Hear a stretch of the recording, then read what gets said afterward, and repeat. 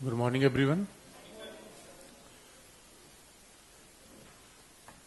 पिछली क्लास में मैंने बताया था आपको किस तरीके से उदारवाद के चैलेंजेस आए,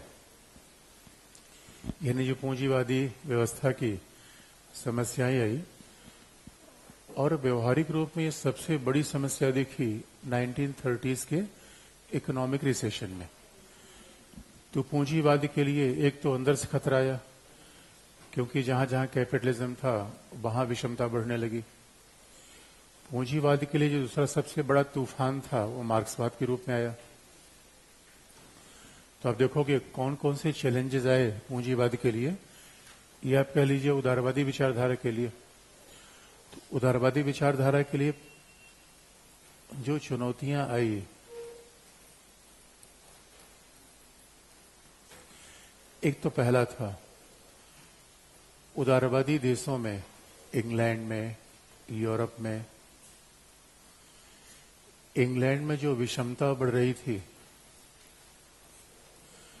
उस बात को बाकायदा रॉयल कमीशन की रिपोर्ट ने दिखाया था। और बाद में 1944 में वेबरिज रिपोर्ट आई थी, विलियम वेबरिज।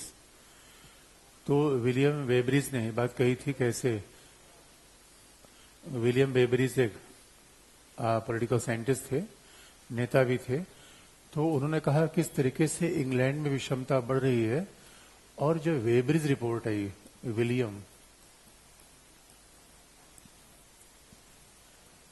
वेबरिज, तो विलियम वेबरिज की रिपोर्ट वैसे तो काफी बाद में आई 1944 में। तो उन्होंने कहा भी किस तरीके से लोगों को रोजगार दिया जाए, और इंग्लैंड की समस्या मूलतः क्या है, गरीबी की, बीमारी की, गंदगी की। यानी ये खुद इंग्लैंड का व्यक्ति ये बात कह रहा है, इसका मतलब है पूंजीवाद ने पूरे समाज को संपन्न नहीं बनाया। तो ये आलोचना स्वाभाविक रूप में हुई कि पूंजीवाद ने पूरे समाज को संपन्न नहीं बनाया, संपन्न को संपन्न बनाया, बाकी गरीब बनाया। इसलिए पूंजीवाद पूरे समाज की विचारधारा है या मुट्ठी भर लोगों की? यही देखो, विचारधारा में यही संघर्ष चलता रहता है। विचारधारा जब तक पूरे समाज का समर्थन नहीं लेगी, शासन सत्ता में आ नहीं पाएगी। यही विचारधाराओं के बीच का संघर्ष है।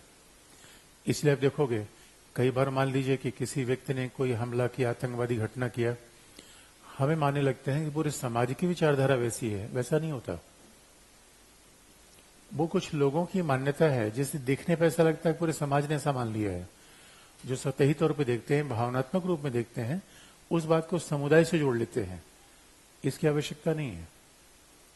इसका सीधा मतलब है कि इसे कहते हैं फ्रिंज एलिमेंट। कुछ सरफिरे अगर मान लो कोई ऐसी घटना अंजाम देते हैं तो उसे ये नहीं पता चलता कि हमारा पूरा समाज ही वैसा है, सारे लोग आतंकवादी हो गए, सब उग्रवादी बनने के रास्ते पर है। इस वजह से आप देखोगे ये सब अतिवादी विचारधाराओं के मानने वाले लोग ही मुट्ठी भर होते हैं। और अगर उदारवादी विचारधारा के समर्थक मुट्ठी भर होंगे तो शासन सत्ता कैसे चला पाएगी? ये उदारवाद के लिए बड़ा चैलेंज आया। इसीलिए विलियम वेबरिज ने कहा कि भाई पहले अपनी विषमता, गरीबी या शिक्षा, तो उनका इंग्लैंड की समस्या की इंग्लैंड के समाज की 5 समस्याएं हैं। अब वो राजा नहीं रहा।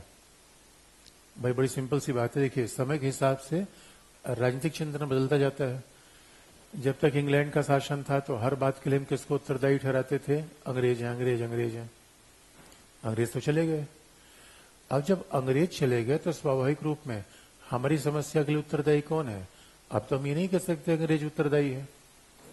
इसलिए हमारी लड़ाई किसके खिलाफ है? गरीबी के, भुखमरी के, अशिक्षा के। और ऐसा व्यक्ति स्वाभाविक रूप में उदारवादी होकर एक बात कह रहा है।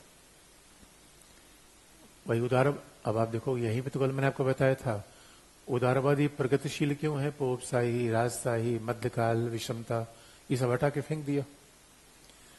यानी ये हमने सोचा था गांव में निकल के शहर में आएंगे तो आजाद हो जाएंगे।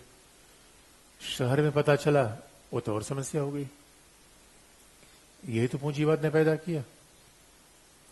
यही समस्या पूंजीवाद ने पैदा की। और इस पूंजीवाद को सबसे बड़ी चुनौती मिल गई तब तक अक्टूबर 1917, अक्टूबर 1917 साम्यवादी क्रांति सोवियत संघ में हुई, जो अलग से पढ़ना भी है, मार्क्सवाद साम्यवाद पढ़ना है। साम्यवाद बिल्कुल आंधी के रूप में आ रहा था और साम्यवाद ने कहा कि देखो भाई, पूरी दुनिया की मूल समस्या क्या है? पूंजीवाद, पहली बात। और पूंजीवाद में सुधार का प्रयास मत करिए। पूंजीवाद का एक ही समाधान है, विध्वंस और विध्वंस।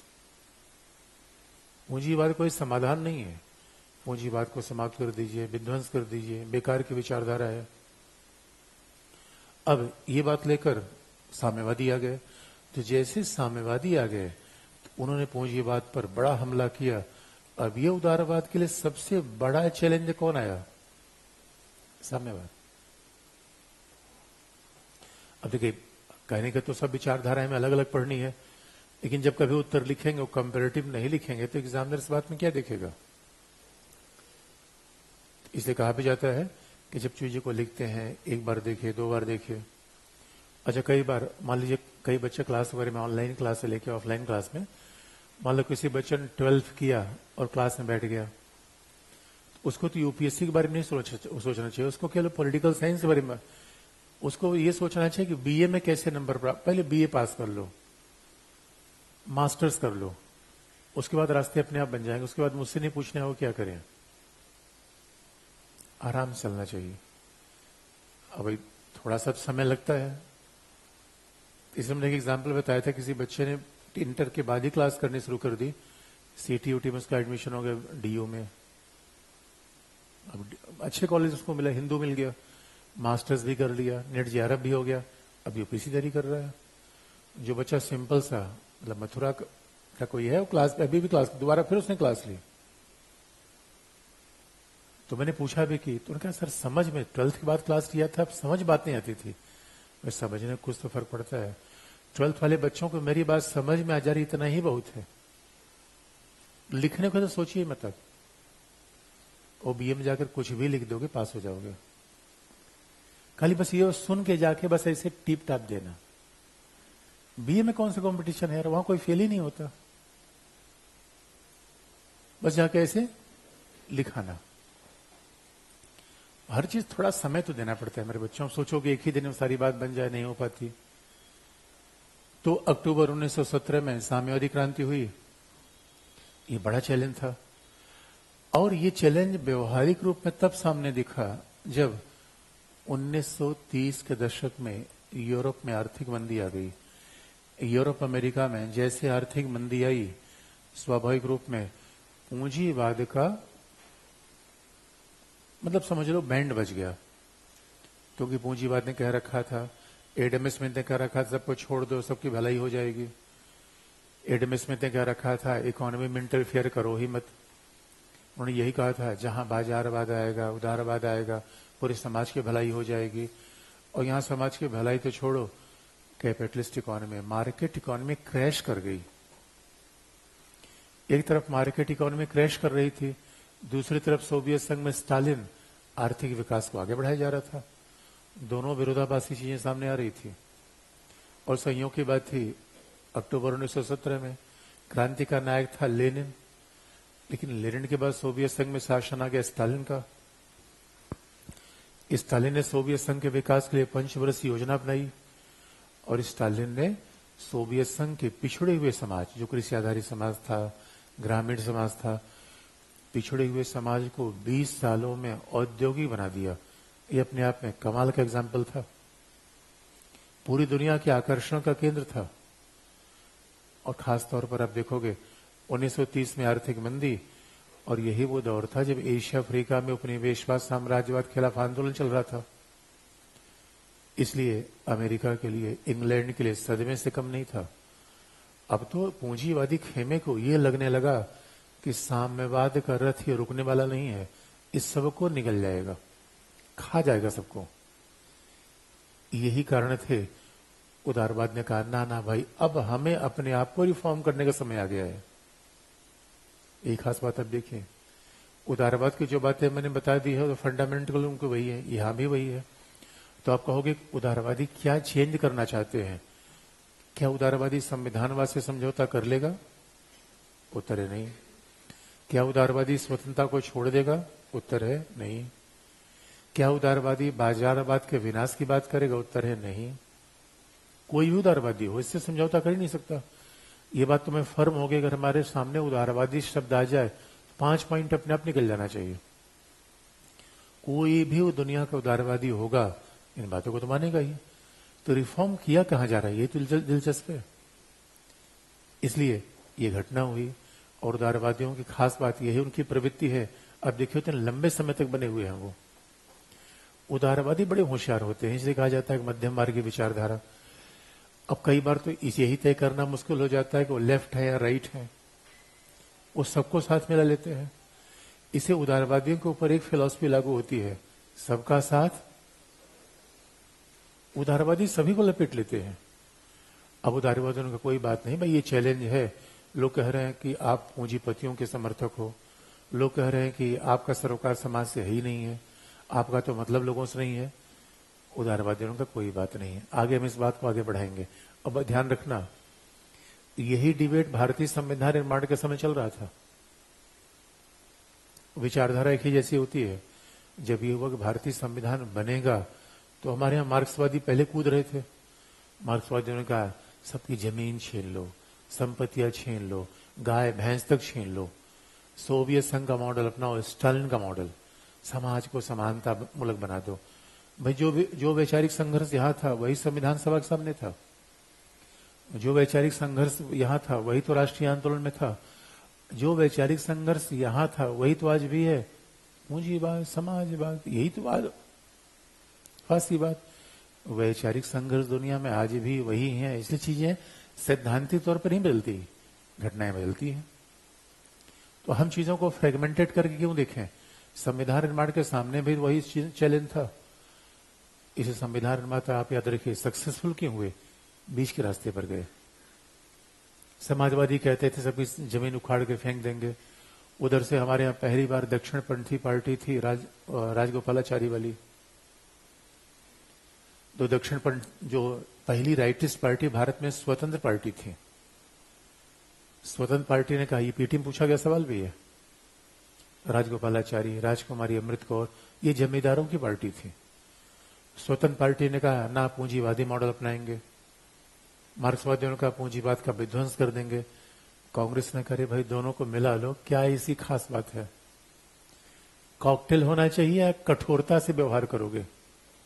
जीवन कठोर नहीं होना चाहिए, अपने ही रास्ते से चलेंगे। कई लोग जीवन को बहुत कठोर बना लेते हैं, स्टील फ्रेम हो जाते हैं। स्टील का होना चाहिए, प्लास्टिक का होना चाहिए। इनकी भी बात मान लो, इनकी जीवन को थोड़ा फ्लेक्सिबल तो रखो। अपनी बात पे ही अड़ गए। उदारवादी उससे खास बात है। इसलिए अब देखेंगे भारतीय संविधान सफल क्यों हुआ? बीच के रास्ते पे चला। सोवियत संघ ध्वंस हो गया, आपको बता दें। ये वैचारिक संघर्ष उस समय भी था, आज भी हमारे संविधान सभा के सामने था, राष्ट्रीय आंदोलन में था। राष्ट्रीय आंदोलन में आपको पता है गांधीवादी सफल, गांधी बाबा सफल क्यों हुए? जो आता था वही अपना लेते। गांधी क्यों, आप भी हमारे साथ आ जाओ। तो गांधी से पूछा जाता था, बाबा आप तो सबसे समझौता कर लेते हो, उनका सबसे समझौता क्यों न कर लो? क्या मुझे ही परफेक्ट ज्ञान का पता है क्या? इनकी बात भी सही, इनकी बात भी, थोड़ी थोड़ी बात सबसे ले लेते हैं। उदारवादी उत्साह की बहुत बड़ी बात है ये सबसे सीख लेते हैं। इसलिए उदारवादियों को ये कहना है, ये कौन था? लेफ्ट था। यहां क्या था? ये लेफ्ट वाले इसकी आलोचना कर रहे थे। इन परिणाम से उदारवादियों ने क्या चेंज किया, जरा देखिए। उदारवादियों ने जो चेंज किया उसका नाम क्या है? उदारवादियों ने सबसे बड़ा चेंज किया, बाकी बात तो में नहीं, ये लिख लिया आपने। उदारवादी विचार क्या लेकर आए?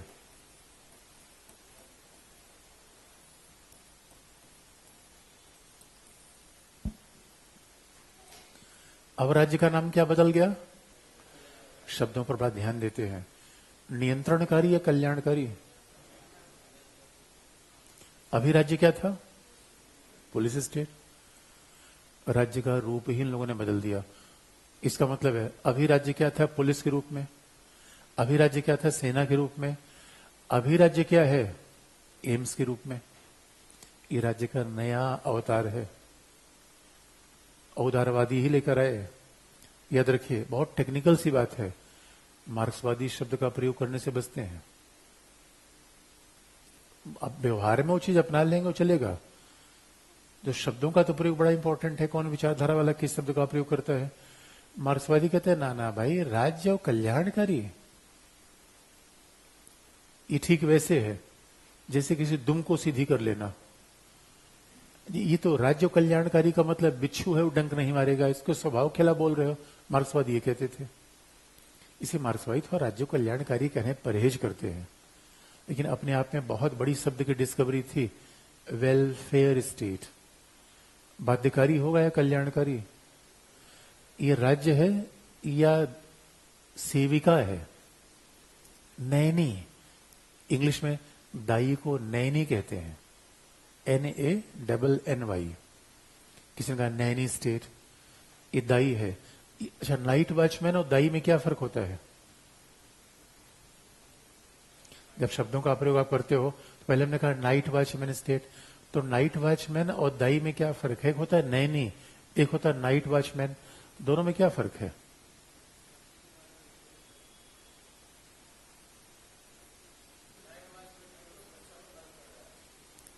हाँ, सही बात है। नाइट वॉचमैन का काम नकारात्मक होता है। नाइट वॉचमैन ये देखेगा कि आप घर में रात में कोई कूद न जाए। नाइट वॉचमैन का इससे मतलब नहीं कि रात में खाना खाया या नहीं खाना खाया। नाइट वॉचमैन इस बात से मतलब नहीं रखता किसकी रात में खाना बना है, क्या बना है। ऐसा तो नहीं कोई बच्चा ब्रेड ही खा के सो गया। बस नाइट वॉचमैन के इस बात से मतलब कि घर में कोई कूदने न पाए, बाकी उसका मतलब नहीं है। लेकिन दाई का क्या काम है? खिलाना, पिलाना, लोरी सुनाना, उसके बाद सुला देना। राज्य है या दाई है? ओ माय गॉड, दाई अच्छाई होती है, बुराई होती है? दोनों। बुराई कैसे होती है? दाई दोनों कैसे होती है?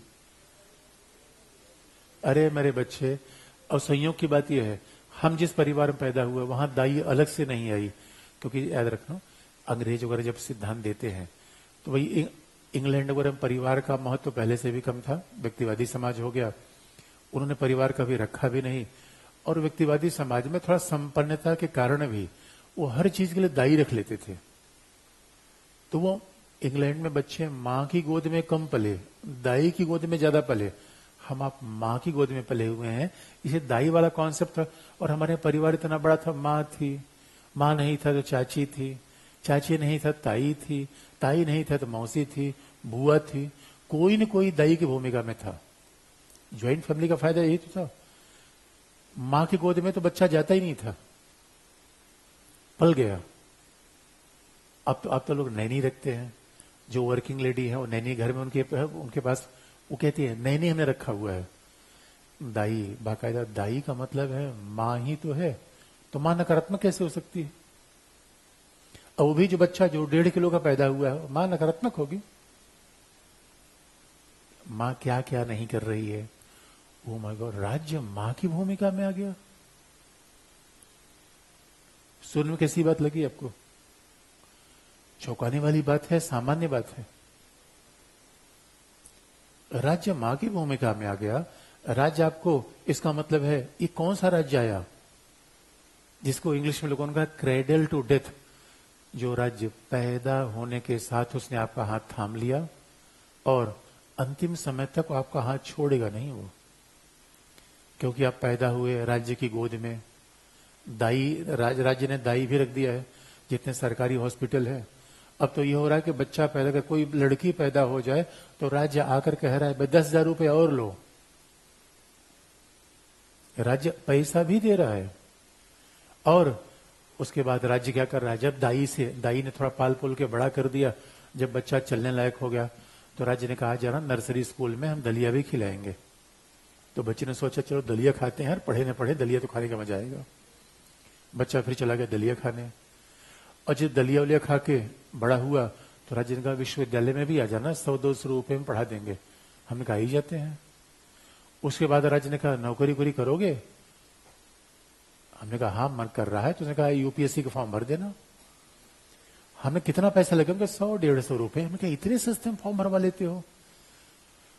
इतने सस्ते फॉर्म में कोई नौकरी हिंदुस्तान मिलती है क्या? देश की सबसे बड़ी नौकरी का फॉर्म कीमत कितनी होती है क्या? Oh my God, thanks to state.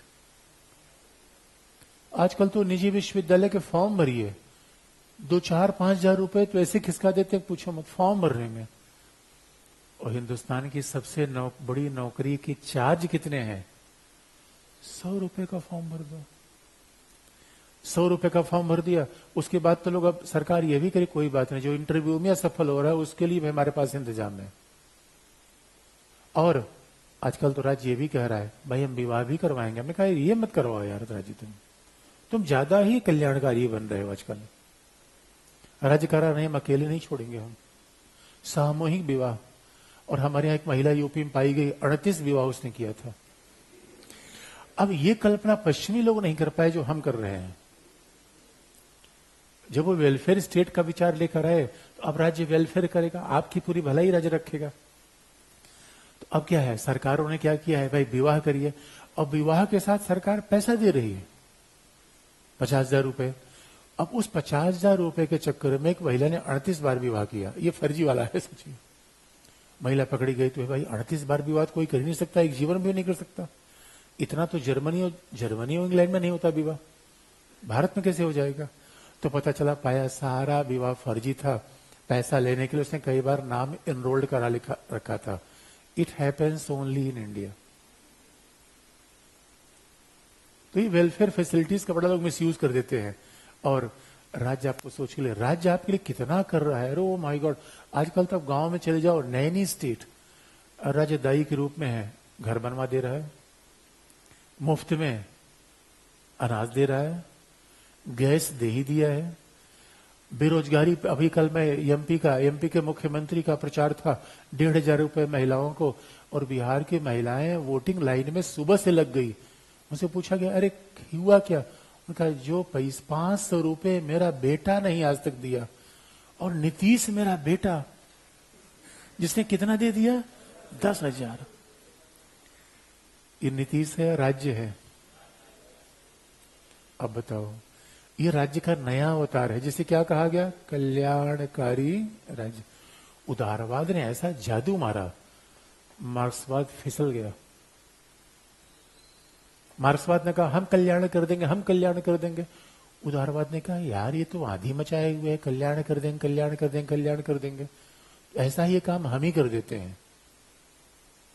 इसे आप याद रखिएगा, जब पूंजीवाद और मार्क्सवाद दो विचारधाराएं मिली तो उसके बच्चे का नाम है कल्याणकारी राज्य।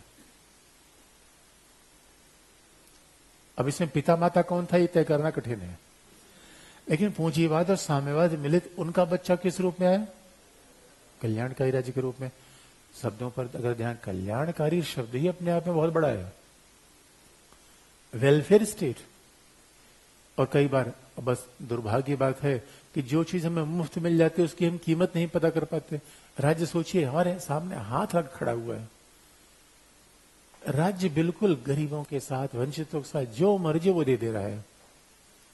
और कई, जयललिता थी पूर्व मुख्यमंत्री तमिलनाडु की, उन्होंने तो लोगों को भैंस दे दिया था। जयललिता बड़ी होशियार थी, पैसा नहीं दिया, सीधा एक एक भैंस दे दिया। अभी कल मैं रिपोर्ट पढ़ रहा था नीतीश कुमार की बात, तो उनकी लोकप्रियता बढ़ी कैसे, उन्होंने लड़कियों को साइकिल पहली बार दे दिया था। अब जिन लड़कियों ने साइकिल चलाया था वो बड़ी हो गई। अब उनको याद है कि हम साइकिल से कहां कहां स्कूल गए। अब अगला प्लान है स्कूटी देने का। राज्य स्कूटी दे रहा है पैसे से, मुफ्त में। बाजार में कैसे मिलता है चीजें, कमाल की बात है। राज्य जो मुफ्त में दे रहा है वो कल्याणकारी है नहीं है। इसलिए अब सैद्धांतिक, इसी बात को सिद्धांतकार कहेंगे। जो व्यवहार में आप कल्याणकारी राज्य देख रहे हो यही उदारवादी लेकर आए। अब इसी के नाम में हमको सिद्धांतकारों का नाम प्रयोग कर लेंगे, यही तो बात आएगी। बाकी इसमें नया क्या होगा। इसलिए जरा देखिए, कल्याणकारी राज्य का सिद्धांत किसने दिया, यानी कल्याणकारी राज्य के पहले फिलॉसफी किसने दी, फिर व्यवहार में कैसे आया, दोनों बात हम देखेंगे। कल्याणकारी राज्य की फिलॉसफी देने वाले लोगों में J.S. मिल। अब याद रखना, तो हमेशा लॉजिकल, जो बच्चे ऑब्जेक्टिव अगर एग्जाम देते हैं तो कल्याणकारी राज्य का विचार मार्क्सवादी लेकर नहीं आते, उदारवादी लेकर आते हैं। तो जब आइडियाज आप पढ़ते हो तो फैक्ट काम के सारे मिल जाते हैं, उसको अलग से ढूंढने की आवश्यकता ही नहीं है। तो J.S. मिल ने ये सिद्धांत लाया, फिलॉसफी लाई, इसको और पूरा कर दिया T.H. ग्रीन ने। अब ये बहुत लॉजिकल बात है, ये उदारवादी होंगे या मार्क्सवादी होंगे? उदारवादी ही होंगे। यानी जो कल्याणकारी राज्य की बात करेगा कौन होगा? J.S. मिल, T.H. ग्रीन। ये कल्याणकारी राज्य की फिलॉसफी लेकर आए, कल्याणकारी राज्य का दर्शन लेकर आए। या हॉब हाउस, हॉब्स नहीं बल्कि हॉब हाउस। उसके बाद तो लास्की जैसे लोगों ने बात को आगे बढ़ा दिया।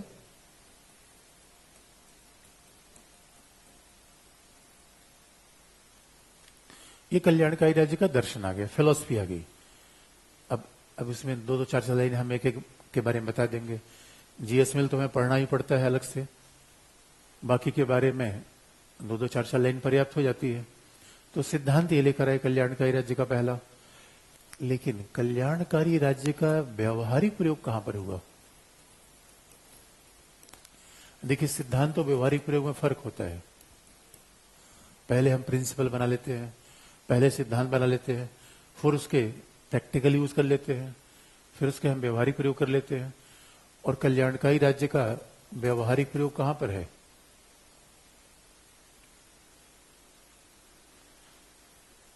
न्यू डील प्रोग्राम, अमेरिका, अमेरिकी राष्ट्रपति रूजवेल्ट। जब आर्थिक मंदी अमेरिका में आई तो अमेरिकी राष्ट्रपति रूजवेल्ट न्यू डील प्रोग्राम को लेकर आगे बढ़े।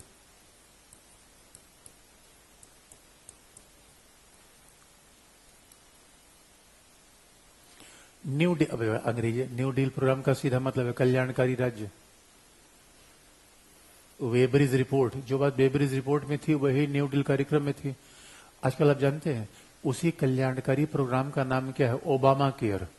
जिस बात पर अमेरिका में सीनेट और हाउस ऑफ रिप्रेजेंटेटिव में ठनी हुई है, अमेरिका में बजट वाला मामला, वित्त विधेयक वाला मामला पास नहीं हो पा रहा है, यही तो है जो डेमोक्रेट पार्टी के लोग हैं वो कहते हैं ओबामा केयर को पास करो। तो ओबामा केयर कहिए, राष्ट्रपति जो नाम अलग अलग हैं। अब राष्ट्रपति आए, जैसे हमारे यहां देखोगे जब नेहरू जी की सरकार होती है तो हर कार्यक्रम गांधी नेहरू के नाम से चलता है। आजकल बीजेपी वाले हर कार्यक्रम श्यामा प्रसाद मुखर्जी, ऐसे यहां भी है।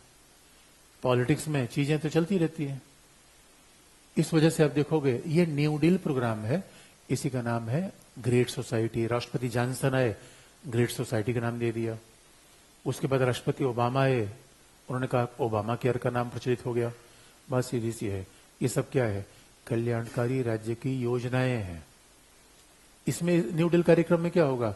शिक्षा, स्वास्थ्य, राज्य के द्वारा इंश्योरेंस, बीमा, राज्य के द्वारा निःशुल्क आवास, राज्य के द्वारा निःशुल्क शिक्षा, राज्य के द्वारा मजदूरों को दी जाने वाली बेहतर सुविधाएं। इसलिए इसी कल्याणकारी राज्य का अमेरिका में रूजवेल्ट जैसे लोगों ने प्रयोग किया। न्यू डील कार्यक्रम आया, इसी को राष्ट्रपति जॉनसन ने क्या कहा? Great society.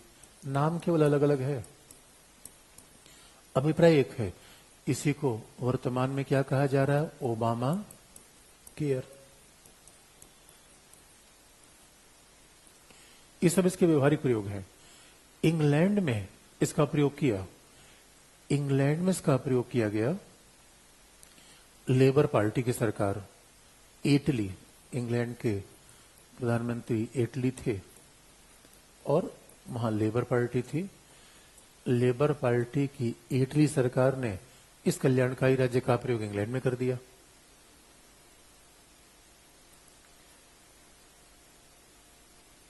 कल्याणकारी राज्य का प्रयोग इंग्लैंड में किया। हाँ, अब इसका थोड़ा सैद्धांतिक पक्ष है, इस पर आने से पहले फिर आपको याद दिला दे। कल्याणकारी राज्य का दो मॉडल, या कह लीजिए कि कल्याणकारी राज्य का जब यूज हुआ तो वे राज्य रहेगा। अच्छा, जब कल्याणकारी राज्य हो जाएगा तो राज्य के पास पुलिस और सेना वाला काम नहीं होगा। पुलिस और सेना वाला काम तो हर राज्य ही देखेगा, लेकिन पुलिस और सेना के साथ राज्य क्या अपना लेगा? कल्याणकारी। इसलिए कहा भी गया राज्य के दो काम होते हैं, एक अनिवार्य काम, एक कंपलसरी कार्य जो हर राज्य देखता है। राज्य के अनिवार्य काम क्या है? चौकीदारी वाला, पुलिस रखना, सेना रखना, ये राज्य का अनिवार्य काम है। इसके बिना राज्य हो ही नहीं सकता। राज्य हो, पुलिस और सेना ना हो तो समाज होगा, राज्य नहीं होगा, क्योंकि यही तो संप्रभुता का मूल लक्षण है, यही तो राज्य की सर्वोच्च शक्ति को बताता है। इसीलिए जो राज्य का दूसरा काम है, यह आपका ऑप्शनल है, लेना है नहीं लेना आपको तय करना है, कंपलसरी नहीं है। तो राज्य का दूसरा काम क्या होता है? स्वैच्छिक, वॉलेंट्री।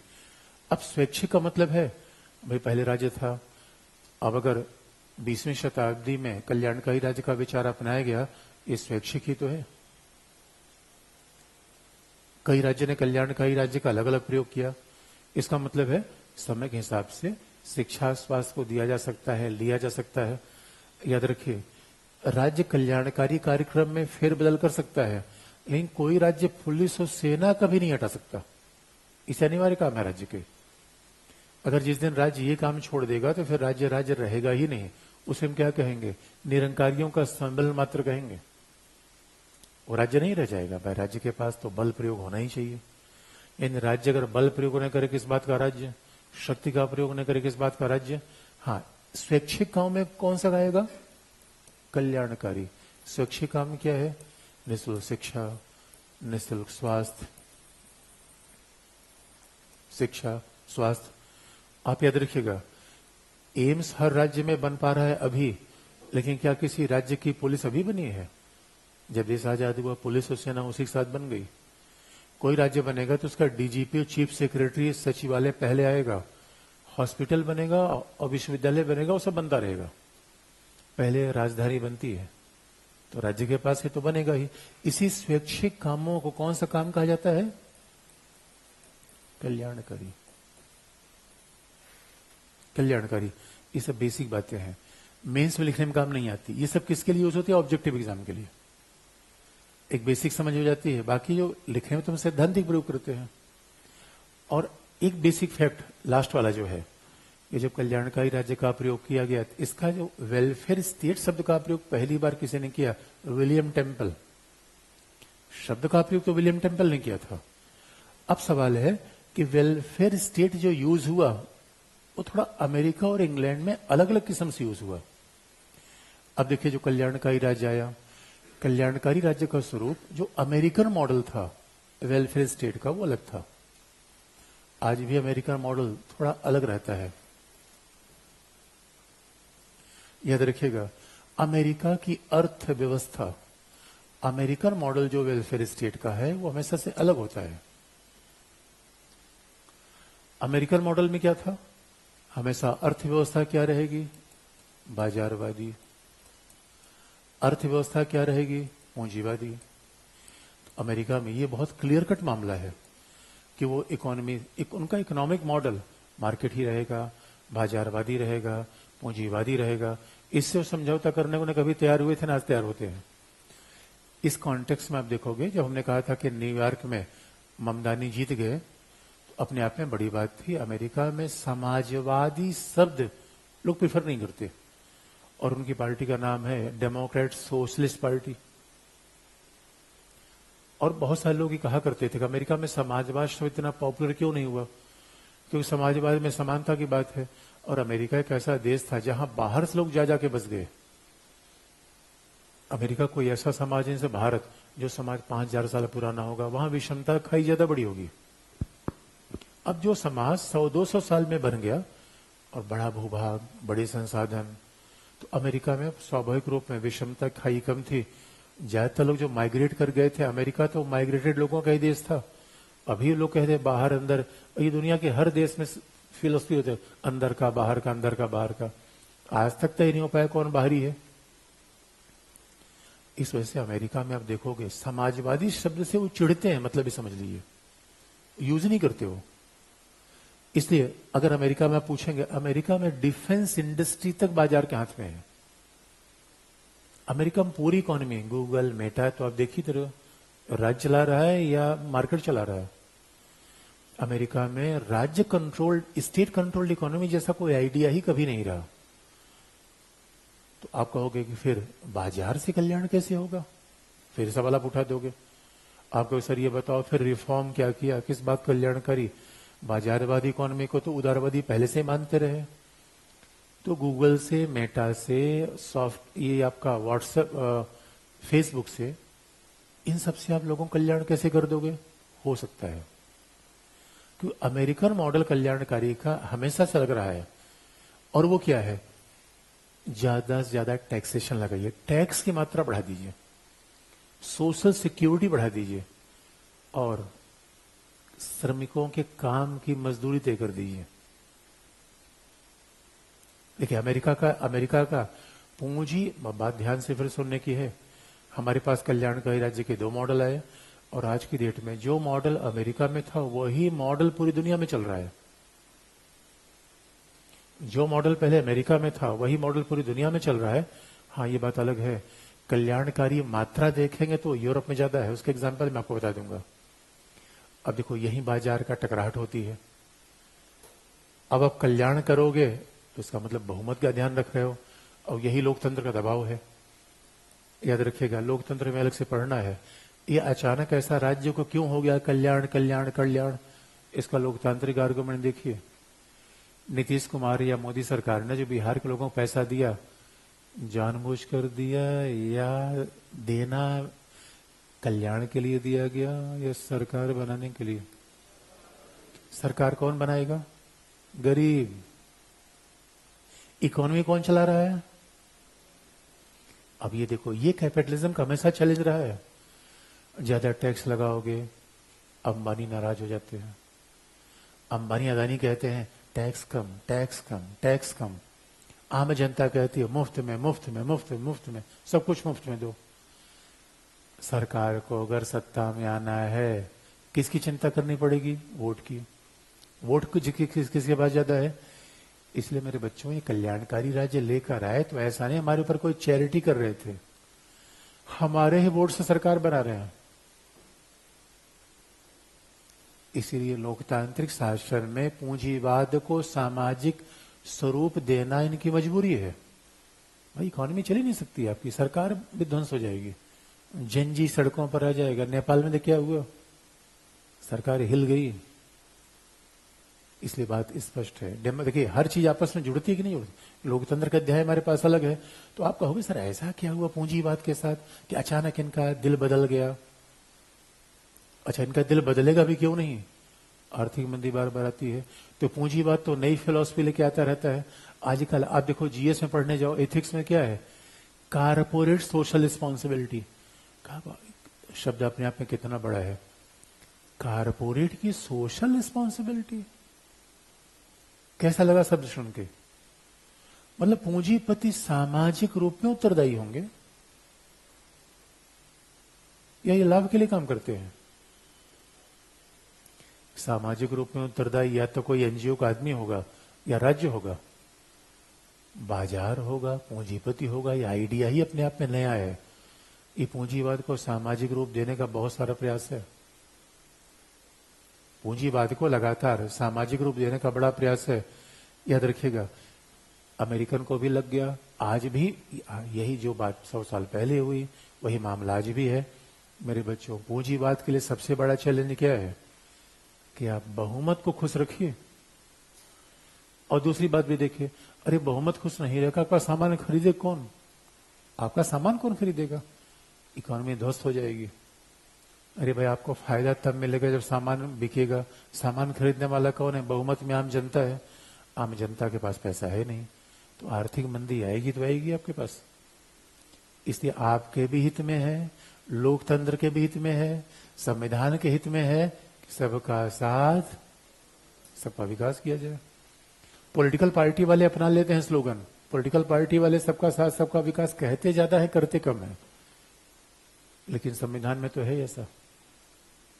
विचारधाराएं तो मानती हैं भाई सबको साथ रहो तभी पावर ले पाओगे आप।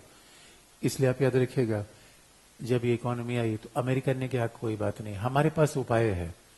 हम कल्याण कैसे करेंगे? पहला, शिक्षा स्वास्थ्य क्या दे देंगे? निःशुल्क। तो अमेरिकन ने, यही तो ओबामा केयर है, शिक्षा और स्वास्थ्य बिना पैसे का दीजिए, निःशुल्क दीजिए। तो आप कहेंगे इसका मतलब अमेरिका में प्राइवेट कॉलेज नहीं है? है। वहां यूनिवर्सिटी भी प्राइवेट है, कॉलेज भी प्राइवेट है, लेकिन राज्य भी शिक्षा देता है। राज्य भी शिक्षा देता है। अब यही देखिए, पूंजीवाद के सामने बड़ा संकट है। शिक्षा और स्वास्थ्य में अब प्राइवेट सेक्टर आना चाहिए, नहीं आना चाहिए, ये बड़े विवाद का सवाल हो जाता है।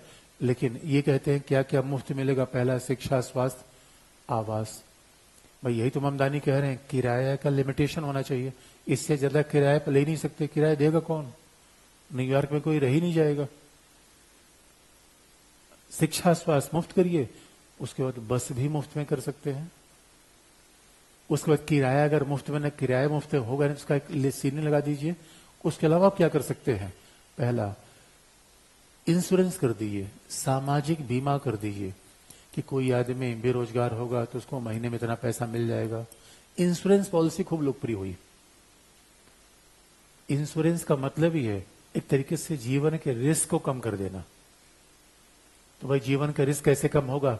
इसका सीधा मतलब है, जो भी बच्चे यूपीएससी की तैयारी कर रहे हैं वो बड़ा रिस्क ले रखे हैं, तो सरकार को काम करना चाहिए, इनका कम से कम 2-4 करोड़ का बीमा करना चाहिए। यही तो कल्याणकारी है। अब 2-4 करोड़ का बीमा कर दो और आपसे कितना पैसा ले? महीने में 100 रुपए।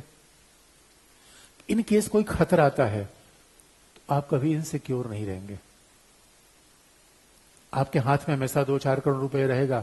उसके बाद मसूरी रहो, देहरादून रहो, गोवा रहो, आपकी मर्जी है। नहीं पता चला जो बच्चे तैयारी करते हैं, भाई रिस्क तो बहुत बड़ा है। और जहां रिस्क है मेरे बच्चों, गेन तो अब यही जीवन का, जितना आदमी रिस्क लेता है उतने लंबे परिणाम आते हैं। ये बात को ही पॉलिटिशियन सीख लेना। आपका एग्जाम तो हर साल होता है, उनका चुनाव 5 साल में एक बार होता है। तेजस्वी भैया से पूछो, 10 साल से खाक छान रहे हैं, फिर भी पेशेंस है। मन नेता इतना बहादुर होता है, नेता से सीखने की बात है। अभी चुनाव हुआ है, कौन जीते कौन हारेगा बाद में पता चलेगा। दोनों दावा कर रहे हैं मैं जीतूंगा।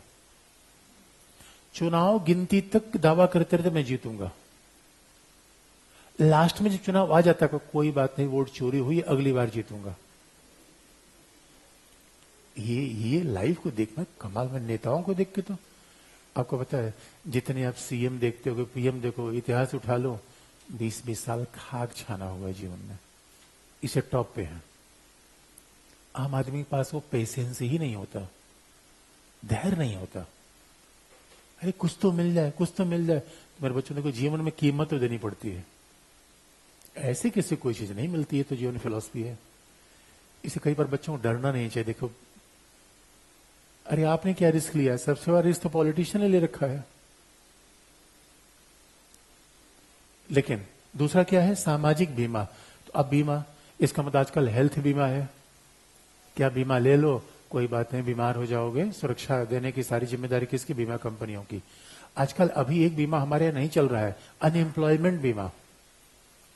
सारे बच्चों का बीमा, बच्चे पैदा हो जाए उसी के साथ राज्य उनका बीमा करा दे। राज्य उनका बीमा करा दे, माता पिता 10-20 रुपए जो भी हो दे दें, जो भी ले लिया जाए। जब बच्चा 20 साल का हो, सीधे उसे 3-4 करोड़ रुपए दे दो, तब तो स्टार्टअप करेगा। 10 रुपए है नहीं स्टार्टअप, वो खुद स्टार्ट नहीं हो पा रहा है, स्टार्टअप कहां से करेगा?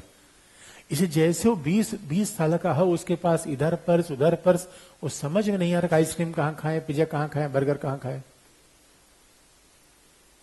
यह है सामाजिक बीमा। तीसरा, ये सोशल सिक्योरिटी का सबसे बड़ा तरीका है। ये पश्चिमी देशों में खूब चल रहा है। इसी इंश्योरेंस पॉलिसी खूब फेमस हो गई मजदूरों का। आजकल तो अब फसल बीमा, ये क्या है? सब वेलफेयर तो है।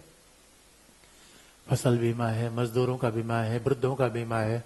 अब एक अलग अलग तरीके से बीमा किया जा रहा है। और तीसरा जो किया गया, न्यूनतम मजदूरी अमेरिका वगैरह देशों में बिल्कुल फिक्स है। कोई व्यक्ति काम करेगा, इसका मतलब उसको इतने पाउंड, इतने डॉलर देना ही पड़ेगा। इसलिए वहां पे लेबर कॉस्ट बहुत ज्यादा है।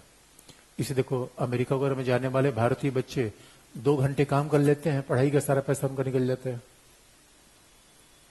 वहां हर आदमी काम कर लेता है, क्योंकि लेबर कॉस्ट हमारे जैसा नहीं है कि आपने किसी को श्रमिक लगाना है घर में। हमारे यहाँ आप देखोगे घर में 3-3 मेड काम करते रहते हैं, कोई झाड़ू मार रहा है, कोई पोछा मार रहा है, कोई श्रम बहुत सस्ता है। अमेरिका में कोई नौकर नहीं रख सकता, इस सारी काम मशीन करती है। नौकर रखने का मतलब है बाल काटने वाला भी आएगा, $500 लेके चला जाएगा। $500 का अब जोड़ लो कितना पैसा होगा। जो झाड़ू मार रहा है, ऑस्ट्रेलिया में भी नौकरी झाड़ू मारने वाले की थी, 2 लाख पर मंथ। झाड़ू मारने वाली सैलरी कितनी है? ट्रक चलाने वाले की सैलरी कितनी है? और वो भी ट्रक है, 8 घंटे से ज्यादा ट्रक आप चला नहीं सकते, लेकिन 2.5 से 3 लाख रुपए आपको महीने मिलेगा। और यहां आदमी 24 घंटे चला रहा है, वो 1 लाख रुपए नहीं मिल पा रहा है। ये काम है न्यूनतम मजदूरी। कोई भी कैपिटलिस्ट मजदूरों को इससे कम मजदूरी दे ही नहीं सकता। बाकी वर्किंग कंडीशन तो बड़ी अच्छी है। इसलिए उन लोगों ने वेलफेयर स्टेट का मॉडल अपने यहां अप्लाई कर लिया। और इसके सबके पीछे एक मामला है, पैसा कहां से आएगा? इनसे लिया जाएगा। आप कारपोरेट टैक्स बढ़ाइए, इनकम टैक्स की मात्रा बढ़ा दीजिए। अब डिलेमा ये है, इसलिए आप देखोगे इंडिया जैसे देशों में, इंडिया में आप देख लो लिटरली 50% टैक्स है। अब आईएएस अधिकारी को पेमेंट मिला 2.5-3 लाख रुपए, 2.5-3 लाख रुपए पेमेंट मिला, आधा राज्य ने ले लिया, आधा। आपने सुना होगा जवान हिट हुई, शाहरुख खान को 1,000 करोड़ रुपए मिले। 1,000 करोड़ नहीं मिला, 500 करोड़ तो राज्य ने सीधा हड़प लिया। किसके नाम पर? 500 करोड़ सीधा राज्य ने कहा भाई इधर दीजिए, और वो लेके किस में बांट दिया? इसमें। आपने सुना क्रिकेट खिलाड़ियों को, महिला क्रिकेट खिलाड़ी को पैसा मिला। हमारे यहां टैक्सेशन का रेट लगभग 50% है। अब यह डिलेमा जाता है, अभी आलोचना बात तक चलती रहेगी। ये बताओ, आप 3 लाख रुपए महीने सिविल सर्वेंट होके पाओगे, 1.5 लाख सरकार ही ले लेगी। कैसे काम चलेगा आपका? ऊपर नीचे फिर देखोगे या नहीं देखोगे? यही समस्या है। अब समस्या, मामला फंस कहां रहा है? टैक्स आप ज्यादा बढ़ा रहे हो तो इन्वेस्टर भाग जाएंगे। इसलिए दुबई, हमारे भारत के ज्यादातर बिजनेसमैन कहां भाग रहे हैं? दुबई। दुबई कर आके बिजनेस करो, टैक्स हम लेंगे ही नहीं। ट्रांजैक्शन टैक्स लेंगे 2-4% जो दे देना। कहां 50%, कहां 2-4%। तो बिजनेस, इसीलिए आप देखोगे यूरोप में इन्वेस्टमेंट ध्वस्त हो गया। यूरोप इकोनॉमिक रूप में डिक्लाइन करने का मूल कारण क्या था? वहां पूंजीपति गए नहीं। अमेरिका की इतने पावरफुल बनने का मूल कारण क्या था? वहां पूंजीपति गए। अब इसी वैचारिक द्वंद्व में अमेरिका उलझा हुआ है।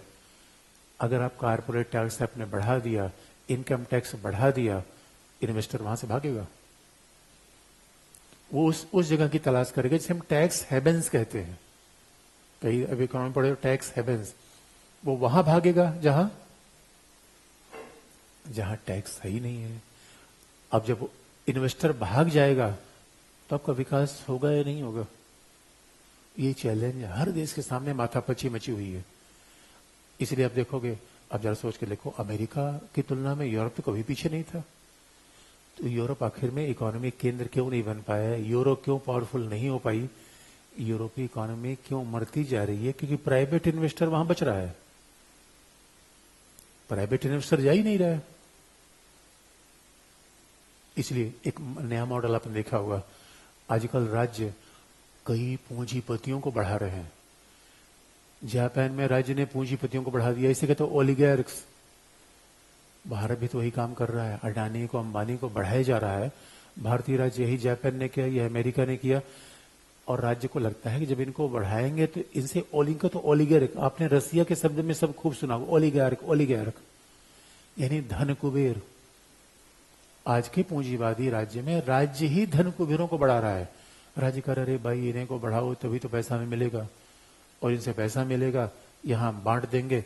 लेकिन ये लफड़ा कल्याणकारी राज्य में मचा हुआ है, इसलिए कोई बात इतनी आसान नहीं रहती। कल्याणकारी राज्य का दूसरा मॉडल देखिए जो लगभग खत्म हो रहा है। कल्याणकारी राज्य का पहला ये मॉडल है, 1991 के बाद भारत में क्या चल रहा है, यही 1991 के बाद भारत में यही चल रहा है। बाजार है, प्रोग्रेसिव टैक्सेशन है। सरकार से पूछा जाता कि आप क्या कर रहे हो, क्या कर रहे हो, सरकार करे भाई बाजार के साथ कल्याण संभव है, बाजार के साथ कल्याण संभव है, मैंने तरीका बता दिया। ये कल्याणकारी राज्य का पहला मॉडल है।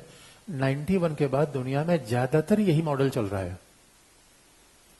लेकिन 91 के पहले या चाइना जैसे देशों में समाजवादी तो अलग, समाजवाद की यहां कंपेरिजन नहीं करेंगे, लेकिन पहले 91 के पहले इंग्लैंड और भारत में कल्याणकारी राज्य का अलग मॉडल था।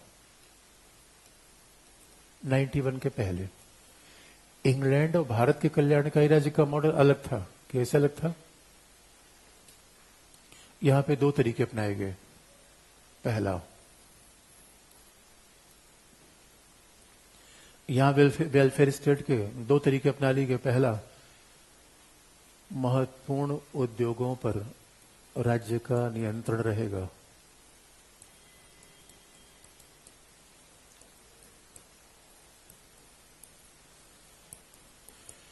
अब जब उद्योग पर राज्य का नियंत्रण होता है तब इसे क्या कहते हैं? सार्वजनिक उद्योग, सार्वजनिक उपक्रम। जहां उद्योग पर राज्य का नियंत्रण हो उसे हम क्या कहते हैं? सार्वजनिक उद्यम, पब्लिक सेक्टर। सार्वजनिक क्षेत्र का मतलब है सरकारी क्षेत्र, राज्य के द्वारा। यानी कुल मिलाकर ये कहिए, इसे एक और इसके राष्ट्रीयकरण, इसके कई नाम है, सार्वजनिक उद्यम, सरकारी उद्योग, राष्ट्रीयकरण। यानी भारत में 91 के पहले इंग्लैंड में कल्याण के लिए क्या होता था? राज्य ने महत्वपूर्ण उद्योग पर कंट्रोल कर रखा था। बात ध्यान देने के, सारे उद्योग पे नहीं है। एविएशन यानी उड्डयन, शिपिंग, रोड, परिवहन, इन सब पे राज्य का उद्योग था। शिक्षा स्वास्थ्य पे था ही, संचार। भाई राज्य का उद्योग पुलिस और सेना पे हमेशा रहेगा, ये तो प्राइवेट सेक्टर दिया नहीं जा सकता। शिक्षा स्वास्थ्य राज्य करेगा ही करेगा। लेकिन राज्य, हमारे यहां देखोगे, हमारे यहां तो ऐसा ऐसा राष्ट्रीयकरण किया गया, अशोका होटल भी राज्य चलाने लगा, राज्य ब्रेड भी बनाने लगा, मदर डेयरी भी चलाने लगा। राज्य ने बड़े सारे महत्वपूर्ण उद्योगों पर अपना कंट्रोल कर लिया। इसके पीछे फिलॉसफी क्या थी? राज्य का उद्योग पे कंट्रोल होगा तो उद्योग से जो पैसा मिलेगा वो आम लोगों को मिलेगा। सीधी सी बात है। अगर राज्य का रेल पर नियंत्रण होगा, पहली बात, रेल में किराया ज्यादा नहीं बढ़ेगा। राज्य का रेल पर नियंत्रण होगा तो रेल से जो प्रॉफिट आएगा आम जनता को मिलेगा। किसी उद्योग पर जब निजी व्यक्ति का नियंत्रण होता है, इसे कहते हैं बाजारवाद, पूंजीवाद। किसी उद्योग पर निजी व्यक्ति का नियंत्रण होगा तो फायदा होगा तो निजी व्यक्ति ले जाएगा। और किसी उद्योग पर राज्य का नियंत्रण होगा, खान, राज्य का नियंत्रण। किसी उद्योग पर राज्य का नियंत्रण होगा तो जो उद्योग से फायदा होगा वो किसके शेयर में जाएगा? राज्य के। और राज्य तो कल्याणकारी एजेंसी है, तो राज्य उसी पैसे से शिक्षा, स्वास्थ्य, आवास सारी सुविधा दे देगी। ये पहला आइडिया था, ये पहला आइडिया था। बात ध्यान सुनने की है। न तो इंग्लैंड में, न भारत में या कल्याणकारी राज्य के किसी विचारक ने ये नहीं कहा कि हम पूंजीवाद का विध्वंस कर देंगे। इन्होंने ये कहा, ये पूंजीवाद में सुधार करेंगे, ये पूंजीवाद को सामाजिक बनाएंगे। बात ध्यान सुनने की है। ये किस बात पर बल देते हैं? पूंजीवाद के सुधार करने पर, पूंजीवाद को सामाजिक बनाने पर। यही मार्क्सवाद से बहुत बड़ा फर्क आ जाता है। मार्क्सवाद कहता है पूंजीवाद का विध्वंस, सुधार नहीं। मार्क्सवादी पूंजीवाद में रिफॉर्म की बात मान ही नहीं सकता। मार्क्सवादी कहेगा पूंजीवाद और रिफॉर्म संभव ही नहीं है। पूंजीवाद का एक समाधान है वो विध्वंस, और ये क्या कहते हैं? सुधार। यानी पूंजीवाद का सामाजिक स्वरूप क्या है? बाजार की सहायता से आम जनता कल्याण कर देना। और ये आम जनता कल्याण कैसे होगा? महत्वपूर्ण उद्योग पर राज्य का नियंत्रण रहेगा। बाकी छोटे मोटे उद्योग, साइकिल बनाना है, कोई कॉस्मेटिक्स बनाना है, साइकिल बनानी है, ये छोटे मोटे उद्योग क्या है, व्यक्ति बनाए, इसमें कोई समस्या हमें नहीं है। इस पे राज्य का नियंत्रण रहेगा। कल्याणकारी राज्य का यह मॉडल था। लेकिन दूसरे छात्रों ने यह भी कहा, ना भाई, हम प्रगतिशील कर आरोपण भी लगा के रखेंगे, हम प्रोग्रेसिव टैक्सेशन भी लगा के रखेंगे। प्रगतिशील कर आरोपण बिल्कुल हम लगा के रखेंगे। यानी प्रगतिशील कर आरोपण दो प्रकार का होता है। एक तो सभी से एक मात्रा में कर ले लिया जाए। प्रगतिशील का मतलब है, आप याद रखना, जब अंग्रेज थे कर आरोपण बड़ा खराब था। अंग्रेज सरकार, इसलिए साम्राज्यवादी सरकार बुरी मानी जाती है। कई बार लोग अपनी वेशवादी साम्राज्यवादी सरकार को अच्छा मान लेते हैं, क्यों? पुलिस अच्छी थी, प्रशासन अच्छा था, लोक व्यवस्था अच्छी थी। ये सरकार के अच्छे होने का प्रमाण नहीं है।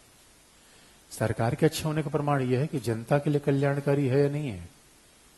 इसलिए उपनिवेशवादी शासन में टैक्स वो देता था जो समाज का सबसे गरीब आदमी था, किसान। आज किसान टैक्स नहीं देता। कितना बड़ा फर्क आ गया। उपनिवेशवादी व्यवस्था में टैक्स वो दे रहा था जो सबसे गरीब था, वंचित था। आज टैक्स वो देता है जो सबसे अमीर था। लेकिन जो 100 रुपए कमाएगा वो ज्यादा टैक्स देगा, या जो 1000 रुपए, जो 1000 रुपए, या जो लाख रुपए, जो लाख रुपए या करोड़ रुपए। जैसे जैसे टैक्स की मात्रा, जैसे जैसे आपकी आय बढ़ेगी, टैक्स की मात्रा बढ़ती चली जाएगी। प्रगतिशील। जब कोई 100 रुपए कमाएगा तो हम उससे 10 रुपए लेंगे, 1000 रुपए कमाएगा तो 100 रुपए लेंगे, 1 लाख कमाएगा तो 1000 लेंगे, 1 करोड़ कमाएगा तो फिर 10,000 लेंगे। इसी क्या कहा जाएगा? प्रगतिशील कर, प्रोग्रेसिव टैक्सेशन। इसलिए यहां कर भी लगाया गया, यहां उद्योग भी लगा दिए गए।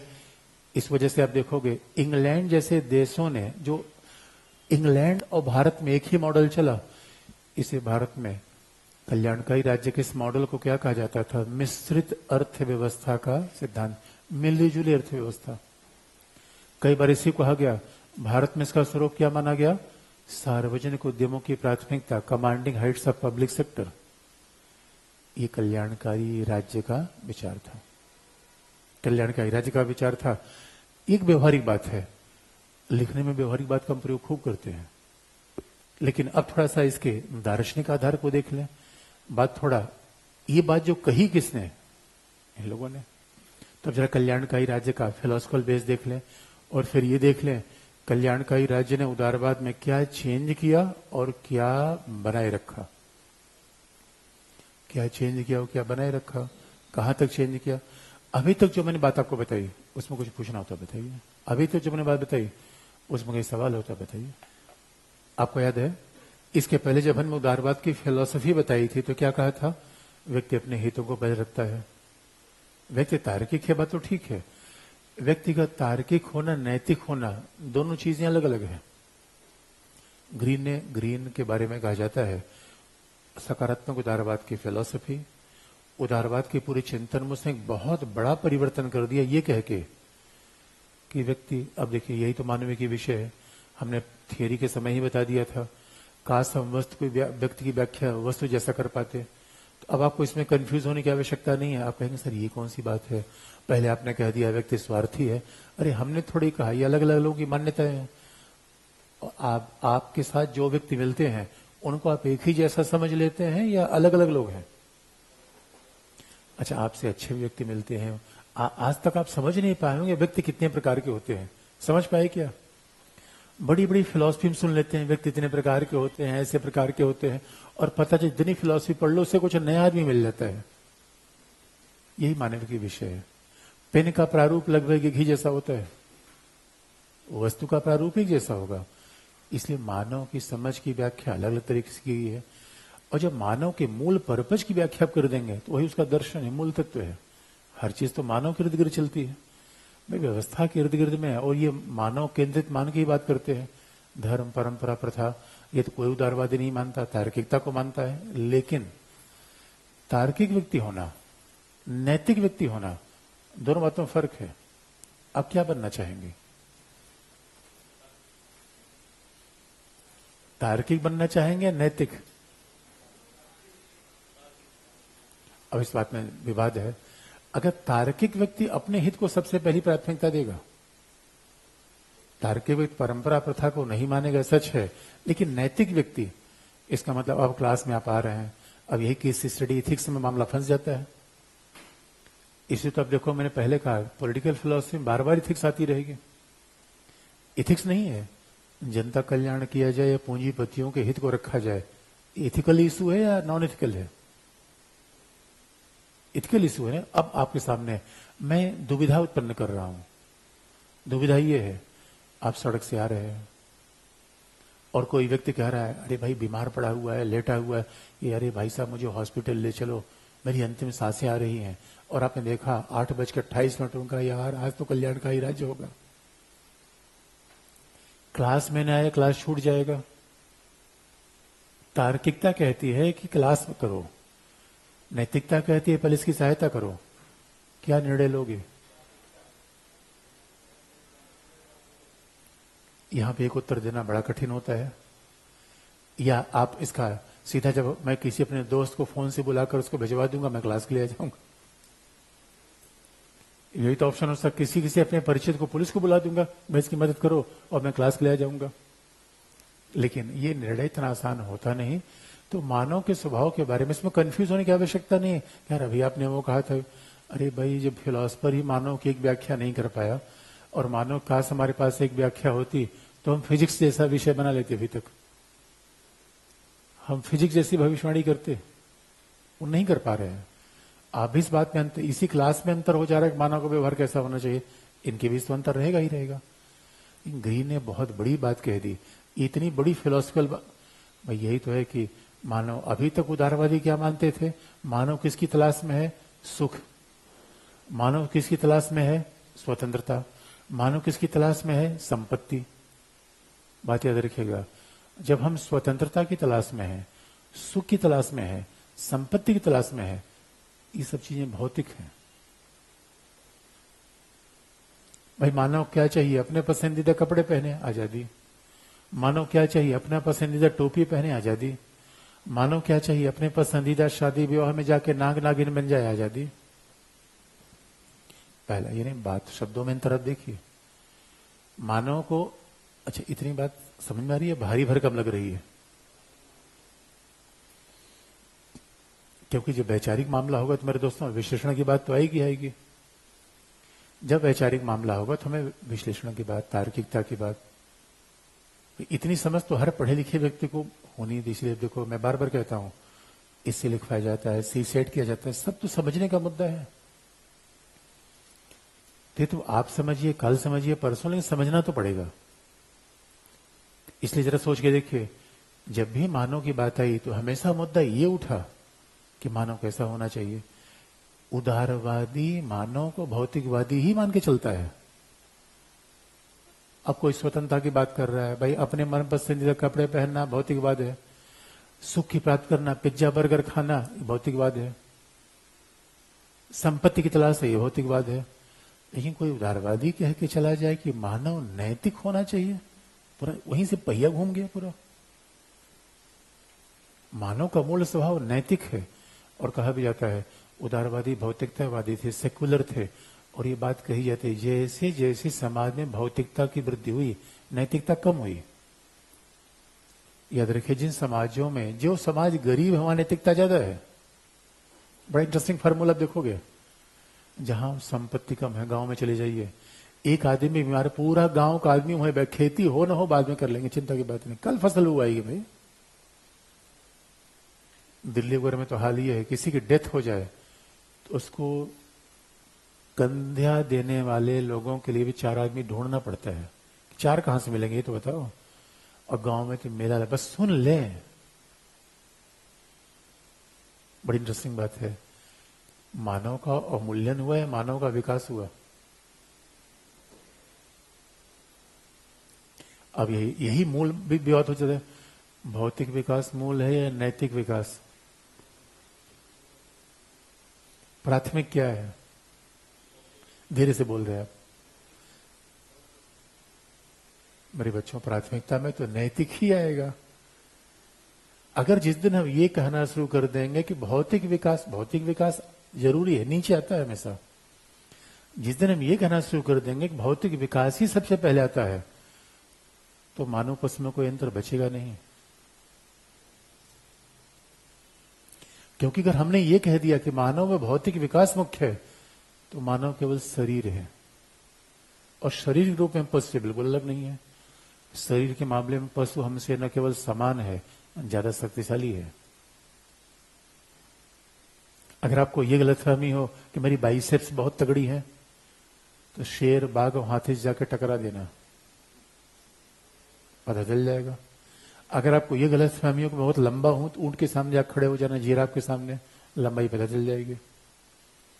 अगर आपको ये गलतफहमी हो कि मेरी वजन इतने ज्यादा है, तो हाथी के सामने जाकर खड़े हो जाना। अगर आपको ये गलतफहमी हो कि मैं दौड़ सकता हूं, घोड़े से कंपटीशन कर लेना। अगर ये गलतफहमी हो कि मेरे पास 20 बच्चे हैं, तो सुअर जाकर कंपटीशन कर लेना। भौतिक दुनिया में पशु से कॉम्पीट नहीं कर पाओगे आप, सोच के देखना कभी। यही सब तो फिलॉसफी हम ऐसे वगैरह में यही सब फिलॉसफी तो मारते हैं। सी सेट का पैसेज देखना, मेरे तो विचार है। अरे मेरे बच्चों, अब एक बात नहीं, यही बात 25 बार चलेगी। मानव का मतलब है नैतिक होना। मानव का मतलब इधर नीचे है या ये है? यही पशु में नहीं होता। पशु में क्या नहीं होता? अच्छा बुरा, हम तुरंत सोचते हैं ना ये बुरी बात है। पशु में नहीं होता अच्छा बुरा, नैतिक अनैतिक, न्याय अन्याय। पशु का नियम क्या है? वहां तो बस बल चलता है, जो पावरफुल है उसके नीचे का आदमी खा रहा है। हमारे यहां ऐसा नहीं है। इसलिए मेरे बच्चों, जब ग्रीन ने ये बात कह दी, मैं एक ही लाइन को आपको एम्फेसाइज करना चाहता हूं।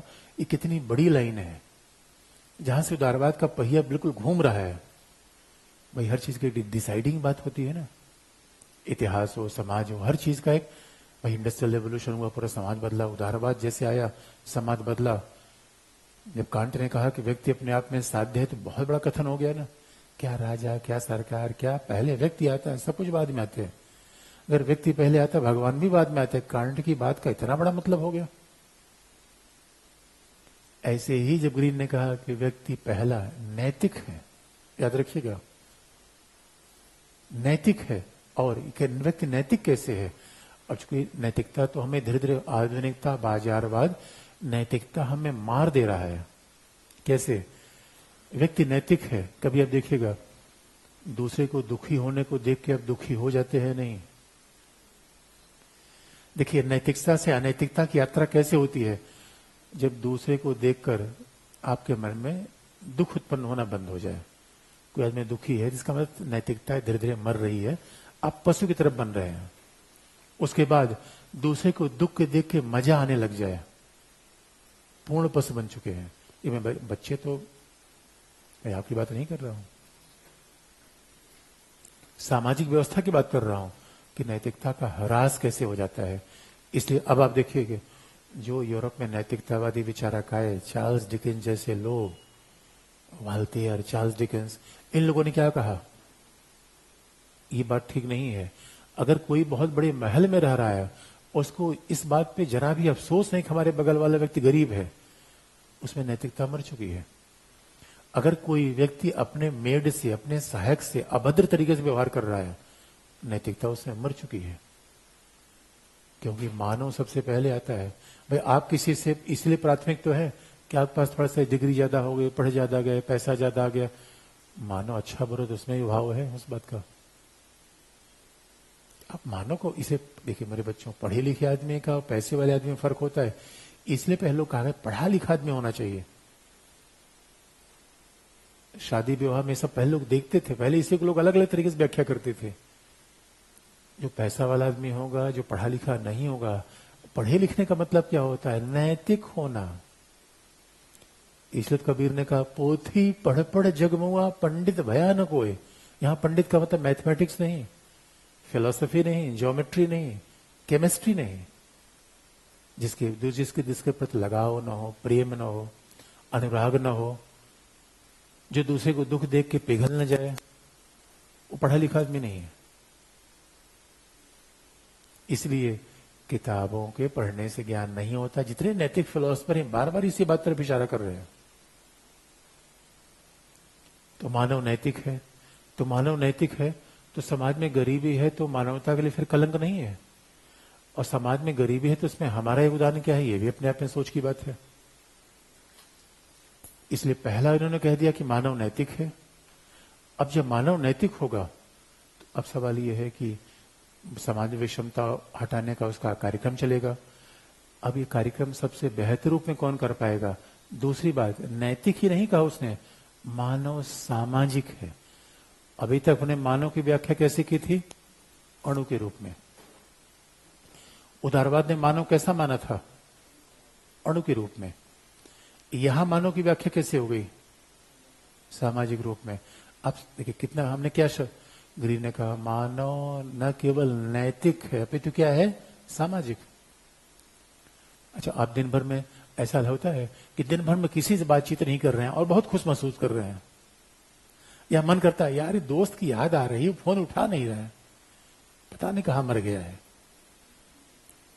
अच्छा, ऐसा होता है कि 2-4 दिन किसी से बात न करें और ऐसे रह रहे जीवन में? सामाजिक है आप। अच्छा, क्लास में आते हैं, किसी से बोलते बालते कि नहीं बोलते हैं? बोलते हैं। मैं किसी का पीछा मत करिएगा बिला वजह। सामाजिक होने का मतलब ये नहीं होता। लेकिन सामाजिक होने का सीधा मतलब क्या है? अरे मेरे बच्चों, हम समाज में रहना चाहते हैं, किसी से बातचीत करना चाहते हैं। अब हमें बहुत खुशी मिली, अब मेंस का रिजल्ट आया, पास कर गया, बताऊं किससे? कोई चाहिए तो? आप याद रखना, कितने भी अमीर व्यक्ति हों, शादी अकेले मजा आएगा, 2 दूल्हा दुल्हन मिल जाए, मजा लाने के लिए तो नाग नागी नहीं चाहिए वहां पे। इसलिए मेरे दोस्तों, इसीलिए कहा जाता है बिना दोस्तों के, बिना समुदाय के।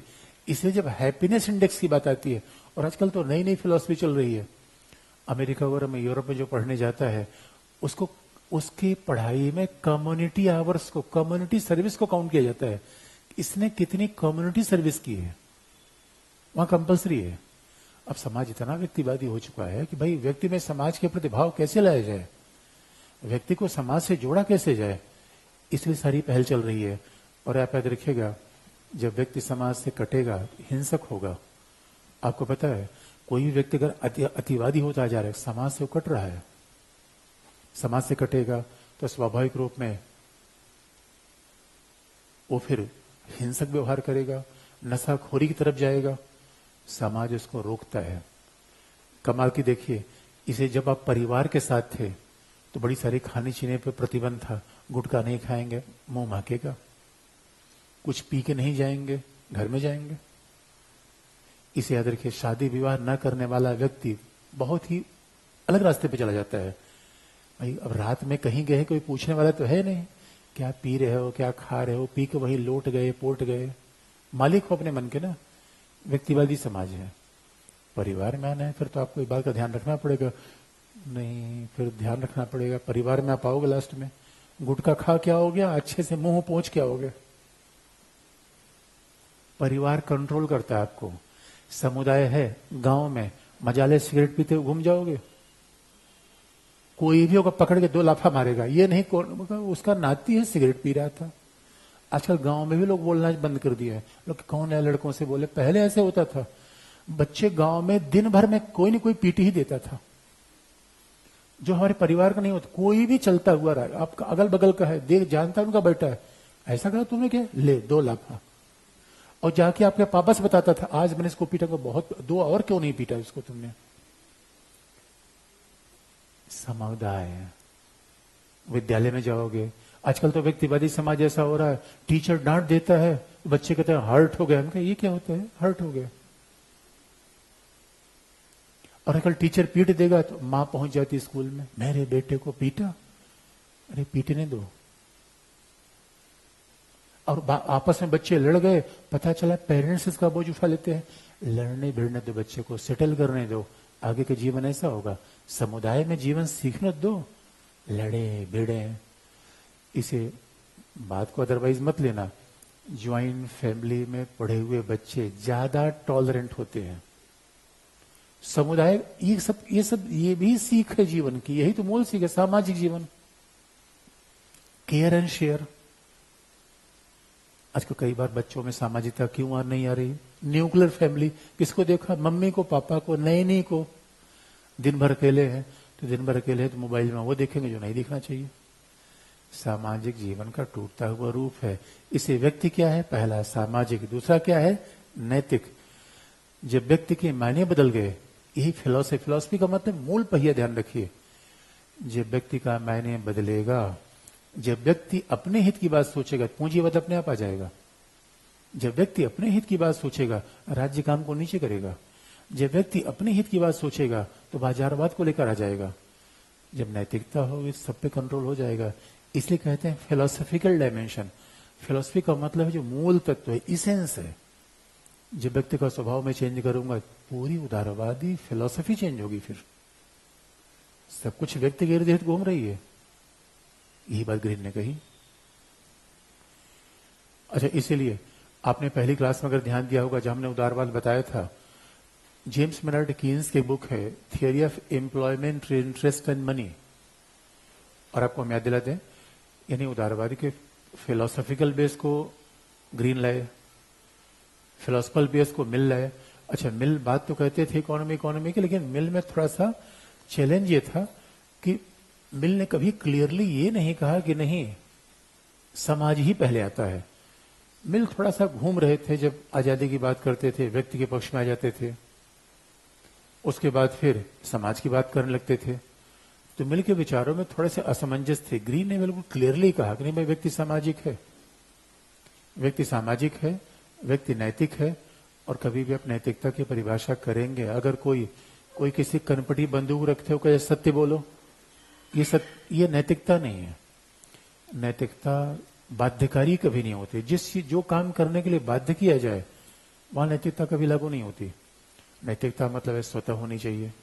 तो ग्रीन ने कह दिया कि भाई व्यक्ति सामाजिक है, तो नैतिक स्वाभाविक रूप में, अब जो व्यक्ति पढ़ा लिखा नहीं है, जिसके पास रोजगार नहीं है, जिसके पास अपना घर नहीं है, उससे आप अपेक्षा क्या करिए कि वो नैतिक होता जाएगा? नहीं हो पाएगा। इसका मतलब है व्यक्ति नैतिक तभी बनेगा जब एक मूलभूत परिस्थितियां समाज में विद्यमान हो। वो मूलभूत परिस्थितियां कौन देगा? राज्य देगा। अब इसी बात में जेम्स मेनर्ड कीन्स की बात आ गई। कीन्स ने जब लिख रहे हैं तो आर्थिक मंदी का समय था, यूरोप में था, अमेरिका में। और आप जानते हो कीन्स के पहले जो इकोनॉमिक्स थी एडम स्मिथ की थी। कीन्स ने एडम स्मिथ की धज्जियां उड़ा के रख दी। कीन्स ने कहा एडम स्मिथ जो अदृश्य हाथ का मतलब बाजारवादी अर्थव्यवस्था, अदृश्य हाथ का मतलब अहस्तक्षेपवादी राज्य, अदृश्य हाथ का मतलब पूरी इकोनॉमी कौन चलाएगा? बाजार। जेम्स मेनर्ड कीन्स ने कहा बिल्कुल बेकार की बात है। और जेम्स मेनर्ड कीन्स ने इतना जोरदार इसीलिए तर्क देते हुए कहा, इसलिए अपने कल हमने लास्ट में लिखवाया था, या तो आप आधुनिक उदारवाद कहिए या संशोधनवाद कहिए, क्योंकि ग्रीन ने परंपरागत उदारवाद के विचारों का संशोधन किया। इसलिए संशोधनात्मक उदारवाद भी कहलाता है। कई बार हो सकता है नोट्स में आपने देखा हो, या तो संशोधनात्मक उदारवाद कहिए, या इसे सकारात्मक उदारवाद कहिए, या इसे कल्याणकारी राज्य कहिए, या इसे कीन्सवाद कहिए। जेम्स मेनार्ड कीन्स, और आप जानते हो कि इंग्लैंड के अर्थशास्त्री थे। कीन्स ने कहा आप कहते हो कि छोड़ दो बिना राज्य के नियंत्रण की इकोनॉमी चलेगी। तो उन्होंने बड़ी बेसिक सी बात बताई, और उन्होंने कहा देखिए बाजारवादी अर्थव्यवस्था बुरी क्यों होती है? अब बाजारवादी अर्थव्यवस्था हमेशा कंपटीशन पे चलेगी तो होगा क्या? बाजारवादी अर्थव्यवस्था में कई बार होता है भाई लाभ कमाना है, आपको लाभ कमाना है तो आप उत्पादन का पूरा भंडार लगा दोगे, सामान पटे पड़े हैं, लेकिन आपको ये चिंता नहीं कि सामान बिक रहे कि नहीं बिक रहे हैं। और जैसे सामान बिकने बंद होते हैं तो आप अगला उपाय क्या करते हो? मजदूरों की छटनी करनी शुरू कर दोगे, पेमेंट कम करने शुरू कर दोगे। जैसे आपने मजदूरों की छटनी की, पेमेंट कम की, आपकी अर्थव्यवस्था और खराब स्थिति में जाएगी। आप उसके बाद भाई मजदूर के आपने छटनी कर दिया, मजदूरों के पेमेंट कम कर दिया, उसको बाहर कर दिया, सामान तो आपका बेचना और बंद हो गया, अंतिमतः आपकी अर्थव्यवस्था ध्वस्त हो जाएगी। सामान बिकने बंद हो जाएंगे, फैक्ट्री में ताले लग जाएंगे। तो किन से पूछा गया मतलब उपाय क्या है?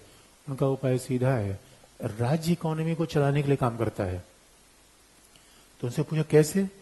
उनका राज्य को बड़े बड़े इंफ्रास्ट्रक्चर बनाए, कंजम्पशन, मांग, भाई मांग बढ़ेगी इकोनॉमी कभी नीचे नहीं आएगी। और मांग अगर लोग नहीं बढ़ा पा रहे हैं तो मांग को कौन बढ़ाए? राज्य। राज्य मांग कैसे बढ़ा सकता है? इसलिए देखो बड़े बड़े जो इंफ्रास्ट्रक्चर के प्रोजेक्ट बनाए जाते हैं, हाउसिंग, इंफ्रास्ट्रक्चर, कंपनी, राज्य को आगे बढ़कर इन्वेस्टमेंट को बढ़ावा देना चाहिए। लोगों को पैसा मिलेगा, लोगों को पैसा मिलेगा, पूरे बाजार में पैसे सर्कुलेट हो जाएंगे।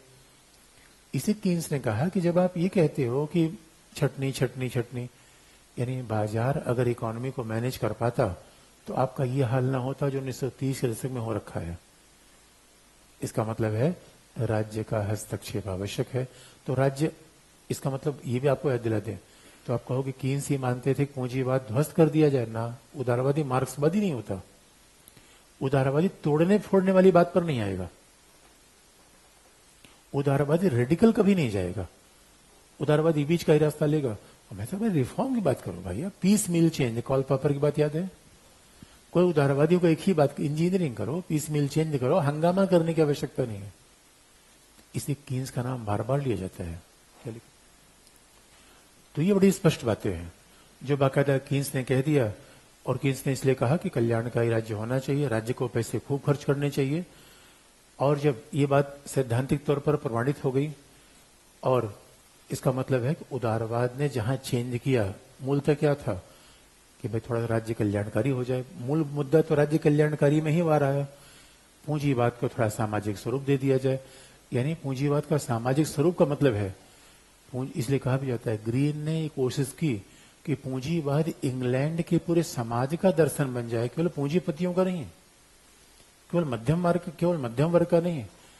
और आप याद रखिए ग्रीन ने इसी सुधार के द्वारा, कीन्स की इसी सुधार से मार्क्सवाद का ज्वार यूरोप तक नहीं पहुंच पाया।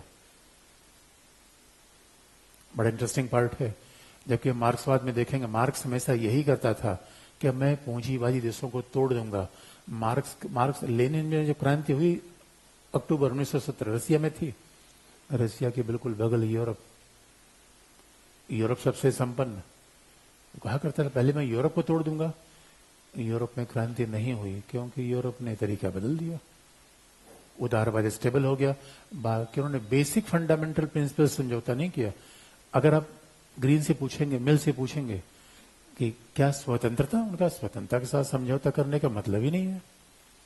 ग्रीन ने तो कहा स्वतंत्रता हमारी चेतना में निहित है, ये ग्रीन का स्टेटमेंट है। तो स्वतंत्रता के साथ समझौता के तो भूलिए आप जाइए, उदारवादी नहीं कर सकता। लेकिन उन्होंने क्या किया, स्वतंत्रता के साथ समानता को मिला दिया थोड़ा, और पूंजीवाद को थोड़ा सोशल रूप दे दिया। इसका मतलब उदारवाद गरीबों के लिए भी है। उदारवाद किसके लिए है? मजदूरों के लिए भी है। और जो विचारधारा गरीबों मजदूरों की बात नहीं करेगी, उस विचारधारा का प्रभाव कभी समाज में हो पाएगा? इसलिए अब देखिएगा बड़ी बड़ी भाषाएं विलुप्त हो गई क्योंकि बहुमत की आवश्यकता को पूरी नहीं कर पाई। अब ये संकट हर जगह होता है, ये संकट कई बार हर जगह होता है। इसलिए आप देखोगे विचार वही चलता है, सामान वही बिकता है। अब उसमें क्वालिटी बाद में देख लेंगे, जो बहुमत की बात को सेटिस्फाई कर पाए। अब लेकिन कई बार कई फील्ड में प्रिंसिपल नहीं चल पाता। डॉक्टर कौन सा लेंगे जो बहुमत के हिसाब से कर दे, एक्सपर्ट हो मरीज का, या ऐसा करें पहले किसी डॉक्टर के पास समझाएं और डॉक्टर कहे भाई ये दवाई ले लो। मैंने कहा सर देखो ऐसे मैं नहीं मानूंगा, मैं मतदान करवाऊंगा। तो मतदान में तो नर्स और कर्मचारी ज्यादा हैं, डॉक्टर कम है। लोकतंत्र में डॉक्टर हार जाएगा। तो ट्रीटमेंट कैसे होना चाहिए, डेमोक्रेटिक प्रिंसिपल से या विशेषज्ञता से? ये संकट कई बार आता रहता है। लेकिन उदारवादियों ने ऐसी दिशा बदली, उदारवाद के बेसिक फंडामेंटल्स एक रत्ती समझौता उन्होंने नहीं किया। राज्य के स्वरूप कल्याणकारी बता दिया। अब बताओ, अब इंग्लैंड और अमेरिका में धूम मच गई। हाँ, ये बात अलग थी। सबसे ज्यादा वेलफेयर फैसिलिटी अगर आज की डेट में कहीं मिल रही है वो स्कैंडिनेवियाई देश है, अमेरिका नहीं है। स्कैंडिनेवियाई देशों में, स्वीडन वगैरह में तो यार 2-2 लाख रुपए पर मंथ बेरोजगारी भत्ता।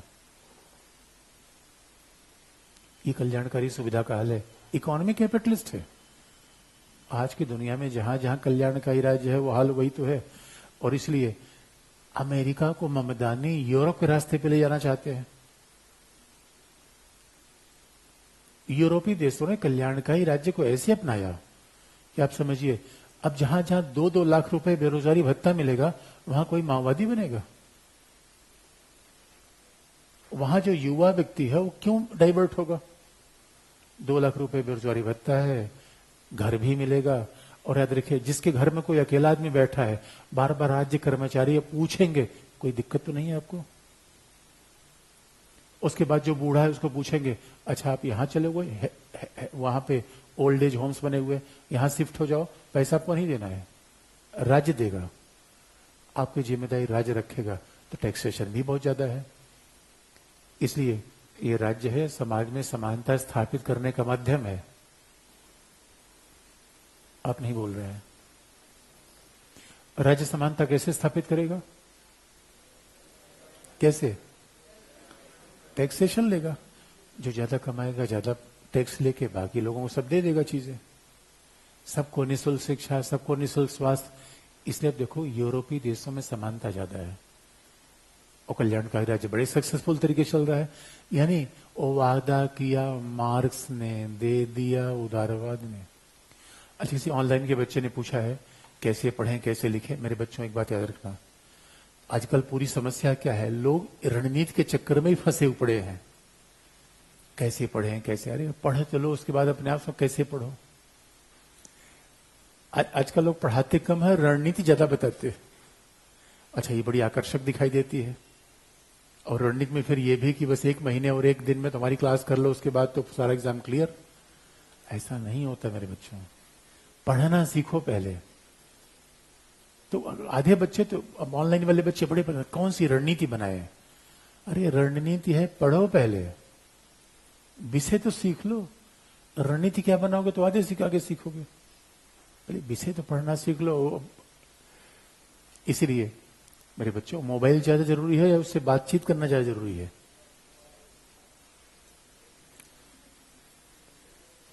तो रणनीति को एक बार पढ़ना सीख लो, बेसिक समझ आ जाए, उसके बाद रणनीति तो सेकेंडरी चीज है। अच्छा, खास बात है, जब विश्वविद्यालय अगर प्रोफेसर पढ़ाता है, केवल वो पढ़ाता है, रणनीति नहीं बताता। अब कोचिंग में नया तरीका, वो रणनीति ही बताया जा रहा है। अरे भाई, आप विश्वविद्यालय जो पढ़ के आए हो, कौन सा प्रोफेसर रणनीति बताता है कि एग्जाम ऐसे पास किया जाता है और तुम मेरे पास आके एग्जाम ऐसे पास करा देंगे? कोई बताता है क्या? पढ़ाता है केवल। तो पढ़ो अच्छे से, लिखो अच्छे से। अब उसके बाद एक एक विचारधारा की हम लिखना ही बता देंगे। तो सबसे मूल काम तो पढ़ना है, उसके बाद सारी बात उसके बाद में ही आती है। ये उदारवादी विचारधारा आ गई, ये कल्याणकारी राज्य आ गया। उसने, कल्याणकारी राज्य ने फाउंडेशन में कोई चेंज नहीं किया, बिल्डिंग बिल्कुल वैसे खड़ी रह गई, पेंट बाहर से बदल दिया। मार्क्सवादियों का गुरु, धोखा कर रहे हो, कंबल ओढ़ के घी पी रहे हो। उदारवादियों ने कहा गंदी बात तुम लोग करते हो, खाली आलोचना करना सीखा है। अब बताइए, कल्याणकारी राज्य लेफ्ट है या राइट है, क्या है? क्या है? उदारवादियों में यही बताना कठिन है। अरे भाई, बाजार पूंजीवाद तो वही है, पूंजीवाद का विध्वंस तो किया नहीं इन्होंने। इसलिए उदारवादी हमेशा लेफ्ट राइट को एक साथ रखते हैं। अब हाँ, कभी कभी थोड़ा पड़ला लेफ्ट का भारी होता है, कभी कभी राइट का। भाई सापेक्षिक शब्द है, यही तो अमेरिका में बॉल मचा हुआ है। ट्रंप थोड़ा सा टिल्ट राइट को देना चाहता है, संघर्ष लेफ्ट का मचा हुआ है। तो उदारवाद में कहीं थोड़ा लेफ्ट का टिल्ट होता है स्कैंडिनेवियाई देश, कहीं थोड़ा राइट का टिल्ट होता है इधर अमेरिका। आजकल हमारे में थोड़ा सा राइट की तरफ टिल्ट ज्यादा हो रहा है। ये हर देश में होता रहता है। अच्छा, भारत का एग्जाम्पल मैं इसलिए कम देता हूं, बिला वजह विवाद में क्या, हमारा विवाद में फंसना काम है, पढ़ाना काम है। बिला वजह विवाद क्यों पैदा किया जाए भाई? आजकल जानते हो, टीचर काम इसे बचा के रहना है। हमें तो ऐसा थोड़ी पहले विवादास्पद बात कहे और फेमस हो जाए तो फिर फेमस नहीं होना है भाई, पढ़ाना है, फेमस होना है।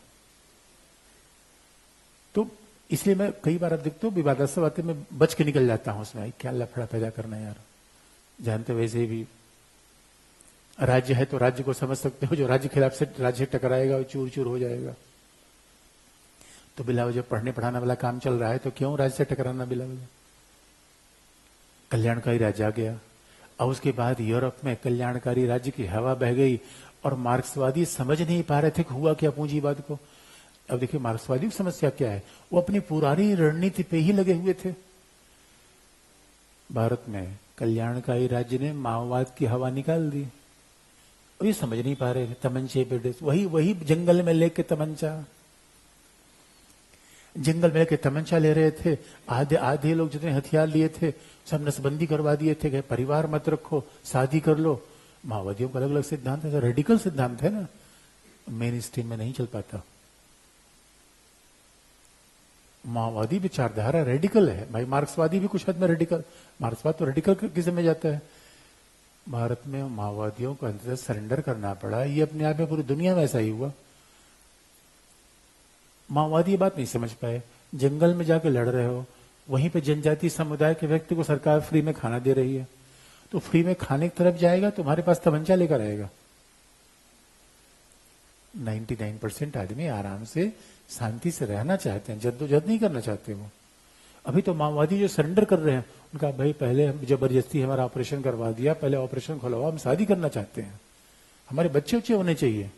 अब हॉस्पिटल में दौड़ रहे हैं, और राज्य ने क्या किया, लाख लाख 2-2 लाख दे के उनको सबको इधर कर दिया, भाई चलो हम सेटल करवाएंगे, जमीन हम देंगे। कल्याणकारी राज्य है, कल्याणकारी राज्य है ये। इसी तरह के यूरोप में मार्क्सवाद की तो हवा निकल गई, इसी उदारवाद लेफ्ट राइट दोनों को कॉम्बिनेशन करके चलता है। लेकिन अब कल्याणकारी राज्य का बेचारा है, इसी से उदारवाद का गला विकास हो गया। अब देखिए राज्य तो कल्याणकारी किया, अब कल्याणकारी राज्य से हुआ क्या, जरा ये कहानी देखिए, दिलचस्प बात आती है। और ये कैसे मामला आगे बढ़ा, अब आप याद रखिए। राज्य जनता कल्याण करेगा, तो राज्य जनता कल्याण करेगा तो राज्य क्या करेगा, राज्य कहेगा भाई हमें ज्यादा काम करना है, शिक्षा राज्य देगा, स्वास्थ्य राज्य देगा, पुलिस उसके पास है ही है, सेना है ही है। अब वो क्या कह देगा कि भाई हवाई जहाज भी हम कंट्रोल करेंगे, रेल भी कंट्रोल करेंगे, ये सब कंट्रोल करेंगे। बात ध्यान से, यानी मैं आपका इशारा दिलाना चाहता हूं राज्य कल्याणकारी राज्य के चैलेंजेस पे। कल्याणकारी राज्य से कुछ पूछना है आपको, मैं बीच में पूछ लेता हूं कोई, क्योंकि इसका मतलब है कल्याणकारी राज्य की बात अगर ये है तो इधर उसका चैलेंजेस देखिए, चैलेंज कैसे आया, मामला फंसा। मामला फंसा ये, भाई कल्याणकारी राज्य आ गया, अब पता चला दूध भी राज्य बेच रहा है, होटल भी राज्य चला रहा है, बेकरी भी राज्य ही बना रहा है। और मामला तो ये फंसा 1945 के बाद या पहले सेकेंड वर्ल्ड वॉर के बाद।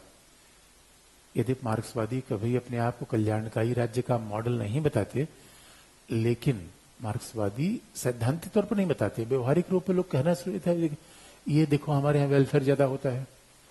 अब सोवियत संघ में कल्याण ऐसा हो रहा था, बात में ध्यान दिला दूं, मार्क्सवादी टेक्निकली थ्योरेटिकली अपने आप को वेलफेयर स्टेट की श्रेणी में नहीं मानता, लेकिन व्यवहार में वैसा दिख रहा था। व्यवहार में क्या था, सोवियत संघ में स्टालिन आया, और स्टालिन ने क्या किया, राज्य के नियंत्रण में, वहां तो जमीन को भी राज्य के कंट्रोल में कर दिया गया, जमीन सबकी खत्म, जमीन राज्य कंट्रोल में कर लिया गया। पहला गाय भैंस सब राज्य कंट्रोल में, जूता बेचना राज्य बेचेगा, ब्रेड राज्य बेचेगा, पेन कॉपी राज्य बेचेगा, मतलब कोई प्राइवेट सेक्टर रहेगा ही नहीं।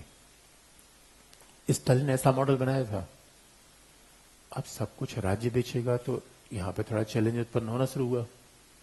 याद रखिएगा सोवियत संघ में भूखमरी उत्पन्न हो गई। अब ये हुआ कि भाई राज्य खेती करेगा, अब जमीन सबकी आ गई, राज्य ने कंट्रोल कर लिया। और हुआ ये राज्य ने खेत पर नियंत्रण कर लिया, लेकिन खेत में काम करने कौन जाएगा? क्योंकि लोगों को बता दिया गया, आपको चिंता मत करिए, आपको निःशुल्क घर मिलेगा, निःशुल्क खाना मिलेगा, जितना जरूरत हो जाके अनाज ले लेना। तो लोग काम करने नहीं जाते थे, जब अनाज कटता था तब जाते थे कितना अनाज हुआ, और हर आदमी यही सोचता था। भुखमरी फैल गई। सोवियत संघ में ऐसा देखा गया, कृषि का उत्पादन एकदम नीचे चला गया, बड़ी समस्या आई सोवियत संघ में। और एक बात याद रखिएगा, जब राज्य का काम बढ़ जाएगा, पहला, जब राज्य का काम बढ़ेगा तो व्यक्ति को आजादी कहां मिलेगी? सोवियत संघ के साम्यवादी मॉडल में तो आजादी की बात ही नहीं थी, बोलना मना था। राज्य, आपको ब्रेड चाहिए राज्य देगा, दूध चाहिए राज्य देगा, जूता चाहिए राज्य देगा, कम से कम कीमत पर निःशुल्क सब राज्य देगा। लेकिन अगर राज्य नहीं दे पाए तो भी आप बोल नहीं सकते। जूता की क्वालिटी खराब है, बोलना मना है, ये सब लफड़ा नहीं करोगे। तो आप ये कहोगे, सर ये बताओ, राज्य फेयर एंड लवली भी उत्पादन कर रहा था। अरे कॉस्मेटिक्स, अब देखो, अब बाल कलर करने का रंग जिस दिन ना होगा, बात बनती है। अब शादी विवाह में जाएं और पता चला सोवियत संघ का राज्य केवल एक ही शर्ट बेचता था, वही एक ही कलर का शर्ट। अब लोग समझ नहीं पाते थे कि इसको अंतिम संस्कार में पहन के जाए, शादी में पहन के जाए, घूमने पहन के जाए। शर्ट बिकती थी केवल एक। कॉस्मेटिक्स बंद हो गया, दवा बिकती थी। समाजवादियों ने जाके पूछा गया, अरे भाई कुछ झमाझम वाला बेचो, जिसको पहनने से थोड़ा सा जलवा दिखे। मार देते थे, क्या पूंजीवादी बात करते हो? लोग कहते थे कि वही कॉस्मेटिक्स, अब ठंडी में जब फेयर एंड लवली लगाओगे, चश्मा, फेयर एंड लवली, ये सब तो बेचो। सोबे से ना ये सब भूल जाना, ये सब या नहीं भी क्या समाजवाद है ये? दवाई की मांग करो, रोटी की मांग करो, कपड़े की मांग करो। लोग कहा कपड़ा थोड़ा फैशन वाला, जैसे अमेरिका में बिकता है, जैसे माइकल जैक्सन पहन कर रहता है, पप्पी लहरी, ऐसा कपड़ा बेचो। ना ना ना ना, एक कपड़ा रहेगा। अब लोग बोर होने लगे, यार ये कौन सा सिस्टम है? लेकिन सोवियत संघ का यही कल्याणकारी व्यवस्था है, व्यवहारिक रूप में, सैद्धांतिक रूप में नहीं है। और जब वो कल्याणकारी सोवियत संघ की व्यवस्था तो ऐसी आई, अमेरिका यूरोप की व्यवस्था उसके सामने बेकार थी। आपको पता है वहां कल्याणकारी व्यवस्था कैसी थी? बच्चा 3 साल का हो जाता था, राज्य कर्मचारी दरवाजा खटखटाते थे, आपके यहाँ बच्चा है, जैसे पोलियो का टीका पिलवाते हाजरन। आज हमारे यहाँ राज्य पोलियो का टीका पिलवा देता है, उसके बाद शरीर सही होती है तो उसके बाद ये नहीं पूछा क्या कर रहे हो, पोलियो का टीका पिलवा के छोड़ देता है कि जाओ घूमो। सोवियत संघ में राज्य कर्मचारी आते थे, दरवाजा खटखटाते थे, लोगों को पकड़ के ले जाते थे। पकड़ के मतलब नहीं, सहमत से। बच्चों को पढ़ाना किसकी जिम्मेदारी? राज्य की। पढ़ाना, और ये तय करते थे बच्चा किस फील्ड में जाएगा। इसलिए आप देखेंगे सोवियत संघ का वैज्ञानिक विकास बहुत हुआ। एथलेटिक्स में सोवियत संघ के बहुत अच्छा लोग किए। भाई सोवियत संघ अगर आप वैसे देखोगे विकसित हुआ तो यूरोपीय मॉडल पर विज्ञान, परमाणु विज्ञान, अंतरिक्ष टेक्नोलॉजी, उन्होंने, देखिए समाजवादियों की बहुत अच्छी बात यह है, देखिए नैतिकता के रूप में समाजवाद का कोई विकल्प है ही नहीं। मैं बार बार आपको कहता हूं, समस्या इनकी इकोनॉमिक्स में है। भाई हर बच्चे को पढ़ा दिया, मुफ्त में हॉस्टल, मुफ्त में हेल्थ। हाल तो ये था मॉस्को में, जो आज बमदानी बात कर रहे हैं न्यूयॉर्क में, मॉस्को में आज जैसा कोई युवा बच्चा जाता था बिना किराए का घर। अगर किराया भी कोई गरीब आदमी था, जितना दे सकता है दे नहीं सकता वो भी खत्म। हॉस्पिटल में चले जाइए, बस अब जाके लेट जाइए, सारा इंतजाम राज्य का है। आज भी बात कही जाती, दुनिया में जो समाजवादी देश थे, जैसे सोवियत संघ था, क्यूबा, पर पर्सन बेड एबिलिटी जितना क्यूबा में है, पूंजीवादी देशों में नहीं है। तो आप याद रखिए, हेल्थ के सेक्टर में और एजुकेशन के सेक्टर में समाजवादी ने बहुत अच्छा काम किया था।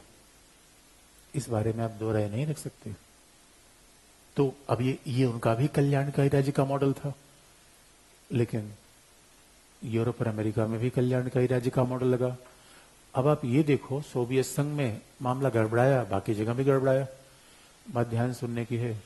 सोवियत संघ ने पूरी इकोनॉमी पर राज्य का नियंत्रण था, पूरी इकोनॉमी पर। आप कहेंगे चश्मा बेचना, राज्य बेचेगा। कपड़ा, राज्य बेचेगा। जूता, मतलब जो भी कल्पना आप करिए वो राज्य ही बेचेगा। अमेरिका, यूरोप में तो ऐसा नहीं था। अमेरिका में था ही नहीं, यूरोप में आधा आधा मामला था, मिश्रित अर्थव्यवस्था। इसलिए हमने जानबूझ के नाम लिया। अमेरिका इकोनॉमी कैपिटलिस्ट थी, सोवियत संघ की इकोनॉमी समाजवादी थी, हमारी अर्थव्यवस्था कैसी थी? मिश्रित थी, मिलीजुली थी। हमारी अर्थव्यवस्था मिलीजुली थी। इसीलिए जैसे जैसे अब इंग्लैंड अमेरिका को लगता था यार सोवियत संघ ज्यादा ही सुविधा दे रहा है, हम भी उससे कॉम्पीट करें, ये कॉम्पीट कर रहे थे। और हुआ ये, कल्याणकारी राज्य के नाम पर जो पहली समस्या आई, कल्याणकारी राज्य के नाम पर जो पहली समस्या आ रही थी, तभी तो हम फिर विचारधारा के अध्ययन को आगे बढ़ाते हैं। किसी बच्चे ने पूछा है कि उदारवाद अगर विचारधारा है तो किस अर्थ में सिद्धांत है? मानकीय सिद्धांत है। सिंपल सा उत्तर है भाई, हमारे यहाँ सिद्धांत दो है, वैज्ञानिक भी है, मानकीय भी है, मूल्यात्मक भी है। तो उदारवाद कौन सा सिद्धांत है? मानकीय, मूल्यात्मक, नैतिकतावादी, आदर्शात्मक, जो भी आप कह लीजिए। अब कल्याणकारी राज्य की समस्या क्या बढ़ी, जरा देखिए। कल्याणकारी राज्य जब लगा, इसकी समस्या क्या बढ़ी? नंबर एक, राज्य के कार्यों में बेतहाशा वृद्धि हुई। भाई हर कुछ राज्य करेगा, राज्य के कार्य बढ़ने लगे। नंबर दो, अर्थव्यवस्था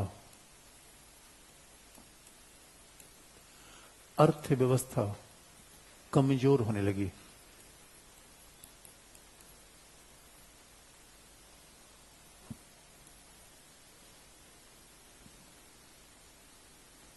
अर्थव्यवस्था कमजोर होने लगी। क्यों कमजोर होने लगी? भाई याद रखिए, सब कुछ फ्री, सब कुछ फ्री, सब कुछ फ्री, तो सब कुछ फ्री में दिया जाएगा, उत्पादन भी तो होना चाहिए। इसलिए अब देखो कल्याणकारी राज्य में क्या हुआ, राज्य ने सब कुछ फ्री देना शुरू कर दिया। अब जब सब कुछ फ्री देना शुरू कर दिया तो अर्थव्यवस्था में प्रतिस्पर्धा के बजाय, कुशलता के बजाय, अर्थव्यवस्था में सब कुछ क्या था? बस कल्याण कल्याण, समाज की भलाई। आप याद रखिएगा, कल्याणकारी राज्य में क्या है? वस्तुओं का वितरण करना है, हेल्थ का, स्वास्थ्य का, शिक्षा का। वितरण से पहले आपके पास संसाधन होने चाहिए। और आप देख लो, जहां जहां समाजवादी अर्थव्यवस्था या कल्याणकारी राज्य की इकोनॉमी थी, वेनेजुएला ध्वस्त हो गया। जितना पैसा तेल से मिलता था सब फ्री में बांट देता था। सोवियत संघ ध्वस्त हो गया। इसका मतलब है इकोनॉमिक मैनेजमेंट ये नहीं कर पा रहे थे। ये तो सबसे अच्छा एग्जाम्पल राज्य भारत में ही सबसे अच्छा एग्जाम्पल लिखता है। जितने राज्य नियंत्रित उद्यम थे सब घाटे में गए। अर्थव्यवस्था कमजोर क्यों हुई? बहुत स्पष्ट कारण है। पहला, प्रतिस्पर्धा कुशलता के बजाय निशुल्क वितरण, हर चीज निशुल्क। उत्पादन में तो कॉस्ट लगता है भाई, हर चीज आप निशुल्क देंगे तो उत्पादन में कॉस्ट लगता है। दूसरा, राज्य नियंत्रित अर्थव्यवस्था अकुशल हो गई। भाई स्टेट में क्या होती है? नौकरशाही। राज्य नियंत्रित अर्थव्यवस्था में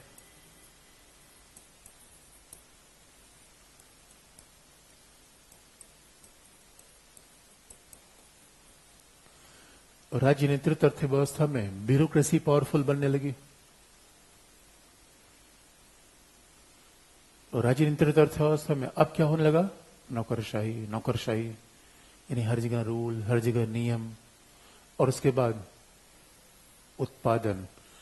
उत्पादन स्वाभाविक रूप में घटने लगा, क्योंकि उत्पादन बढ़ाने के लिए प्रतिस्पर्धा करना पड़ेगा, कंपटीशन करना पड़ेगा, कुशलता करना पड़ेगा।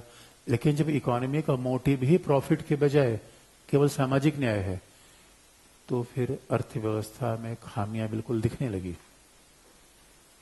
तो राज्य नियंत्रित इकोनॉमी, अब हर चीज हस्तक्षेप से चलेगा। अब हस्तक्षेप से चलेगा तो रोगों की भर्ती भी रेफरेंस से होगी। लोगों का रिक्रूटमेंट भी तो कहा जाएगा कि, और आप राज्य के कर्मचारियों को सेवा से निकाल भी नहीं सकते। पेमेंट तो बढ़ाना पड़ेगा, भले उत्पादन हो न हो। राज्य की सेवा का फायदा क्या है? काम हो न हो, पेमेंट आपको और मिलता है। और इसे लोग राज्य की सेवा चाहते हैं, काम न हो, यही तो अच्छा है। पेमेंट खूब मिलना चाहिए। तो सवाल यह है, राज्य पेमेंट देगा कहां से? तीसरी बात, स्वतंत्रता पर खतरा आ गया। ये आप सुन के हैरान होंगे, इस स्वतंत्रता पर खतरा कैसे आ गया?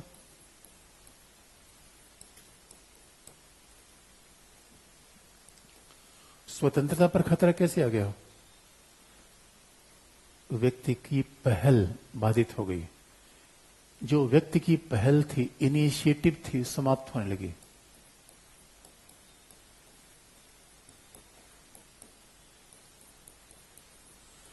व्यक्ति में पराश्रितता आने लगा। व्यक्ति में पराश्रितता की भावना आने लगी।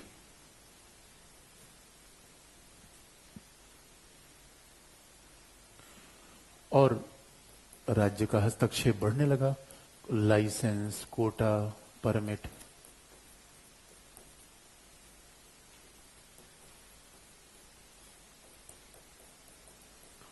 राज्य का हस्तक्षेप बढ़ने लगा।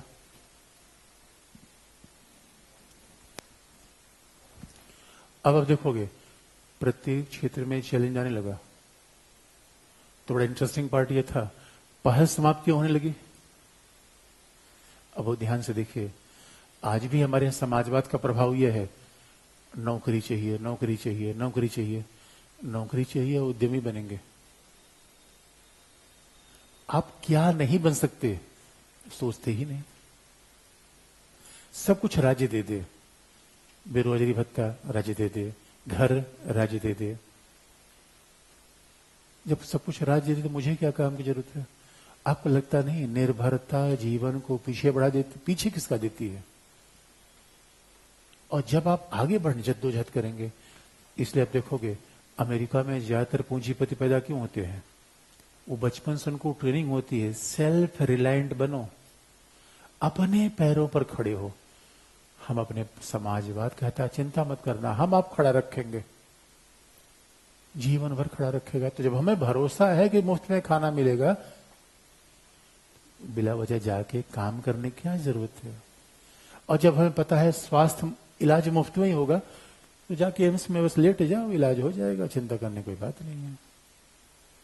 इसे याद रखो, ये कल्याणकारी राज्य दो तरीके से नुकसान पहुंचा रहा है।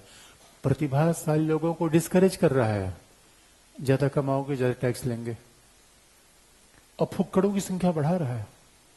आराम बड़ी चीज है, मुंह ढक के सोइए, सब कुछ राज्य करेगा। चैलेंज आया नहीं आया? तो चैलेंज का समाधान कैसे किया जाए? कल। आज का इतना ही।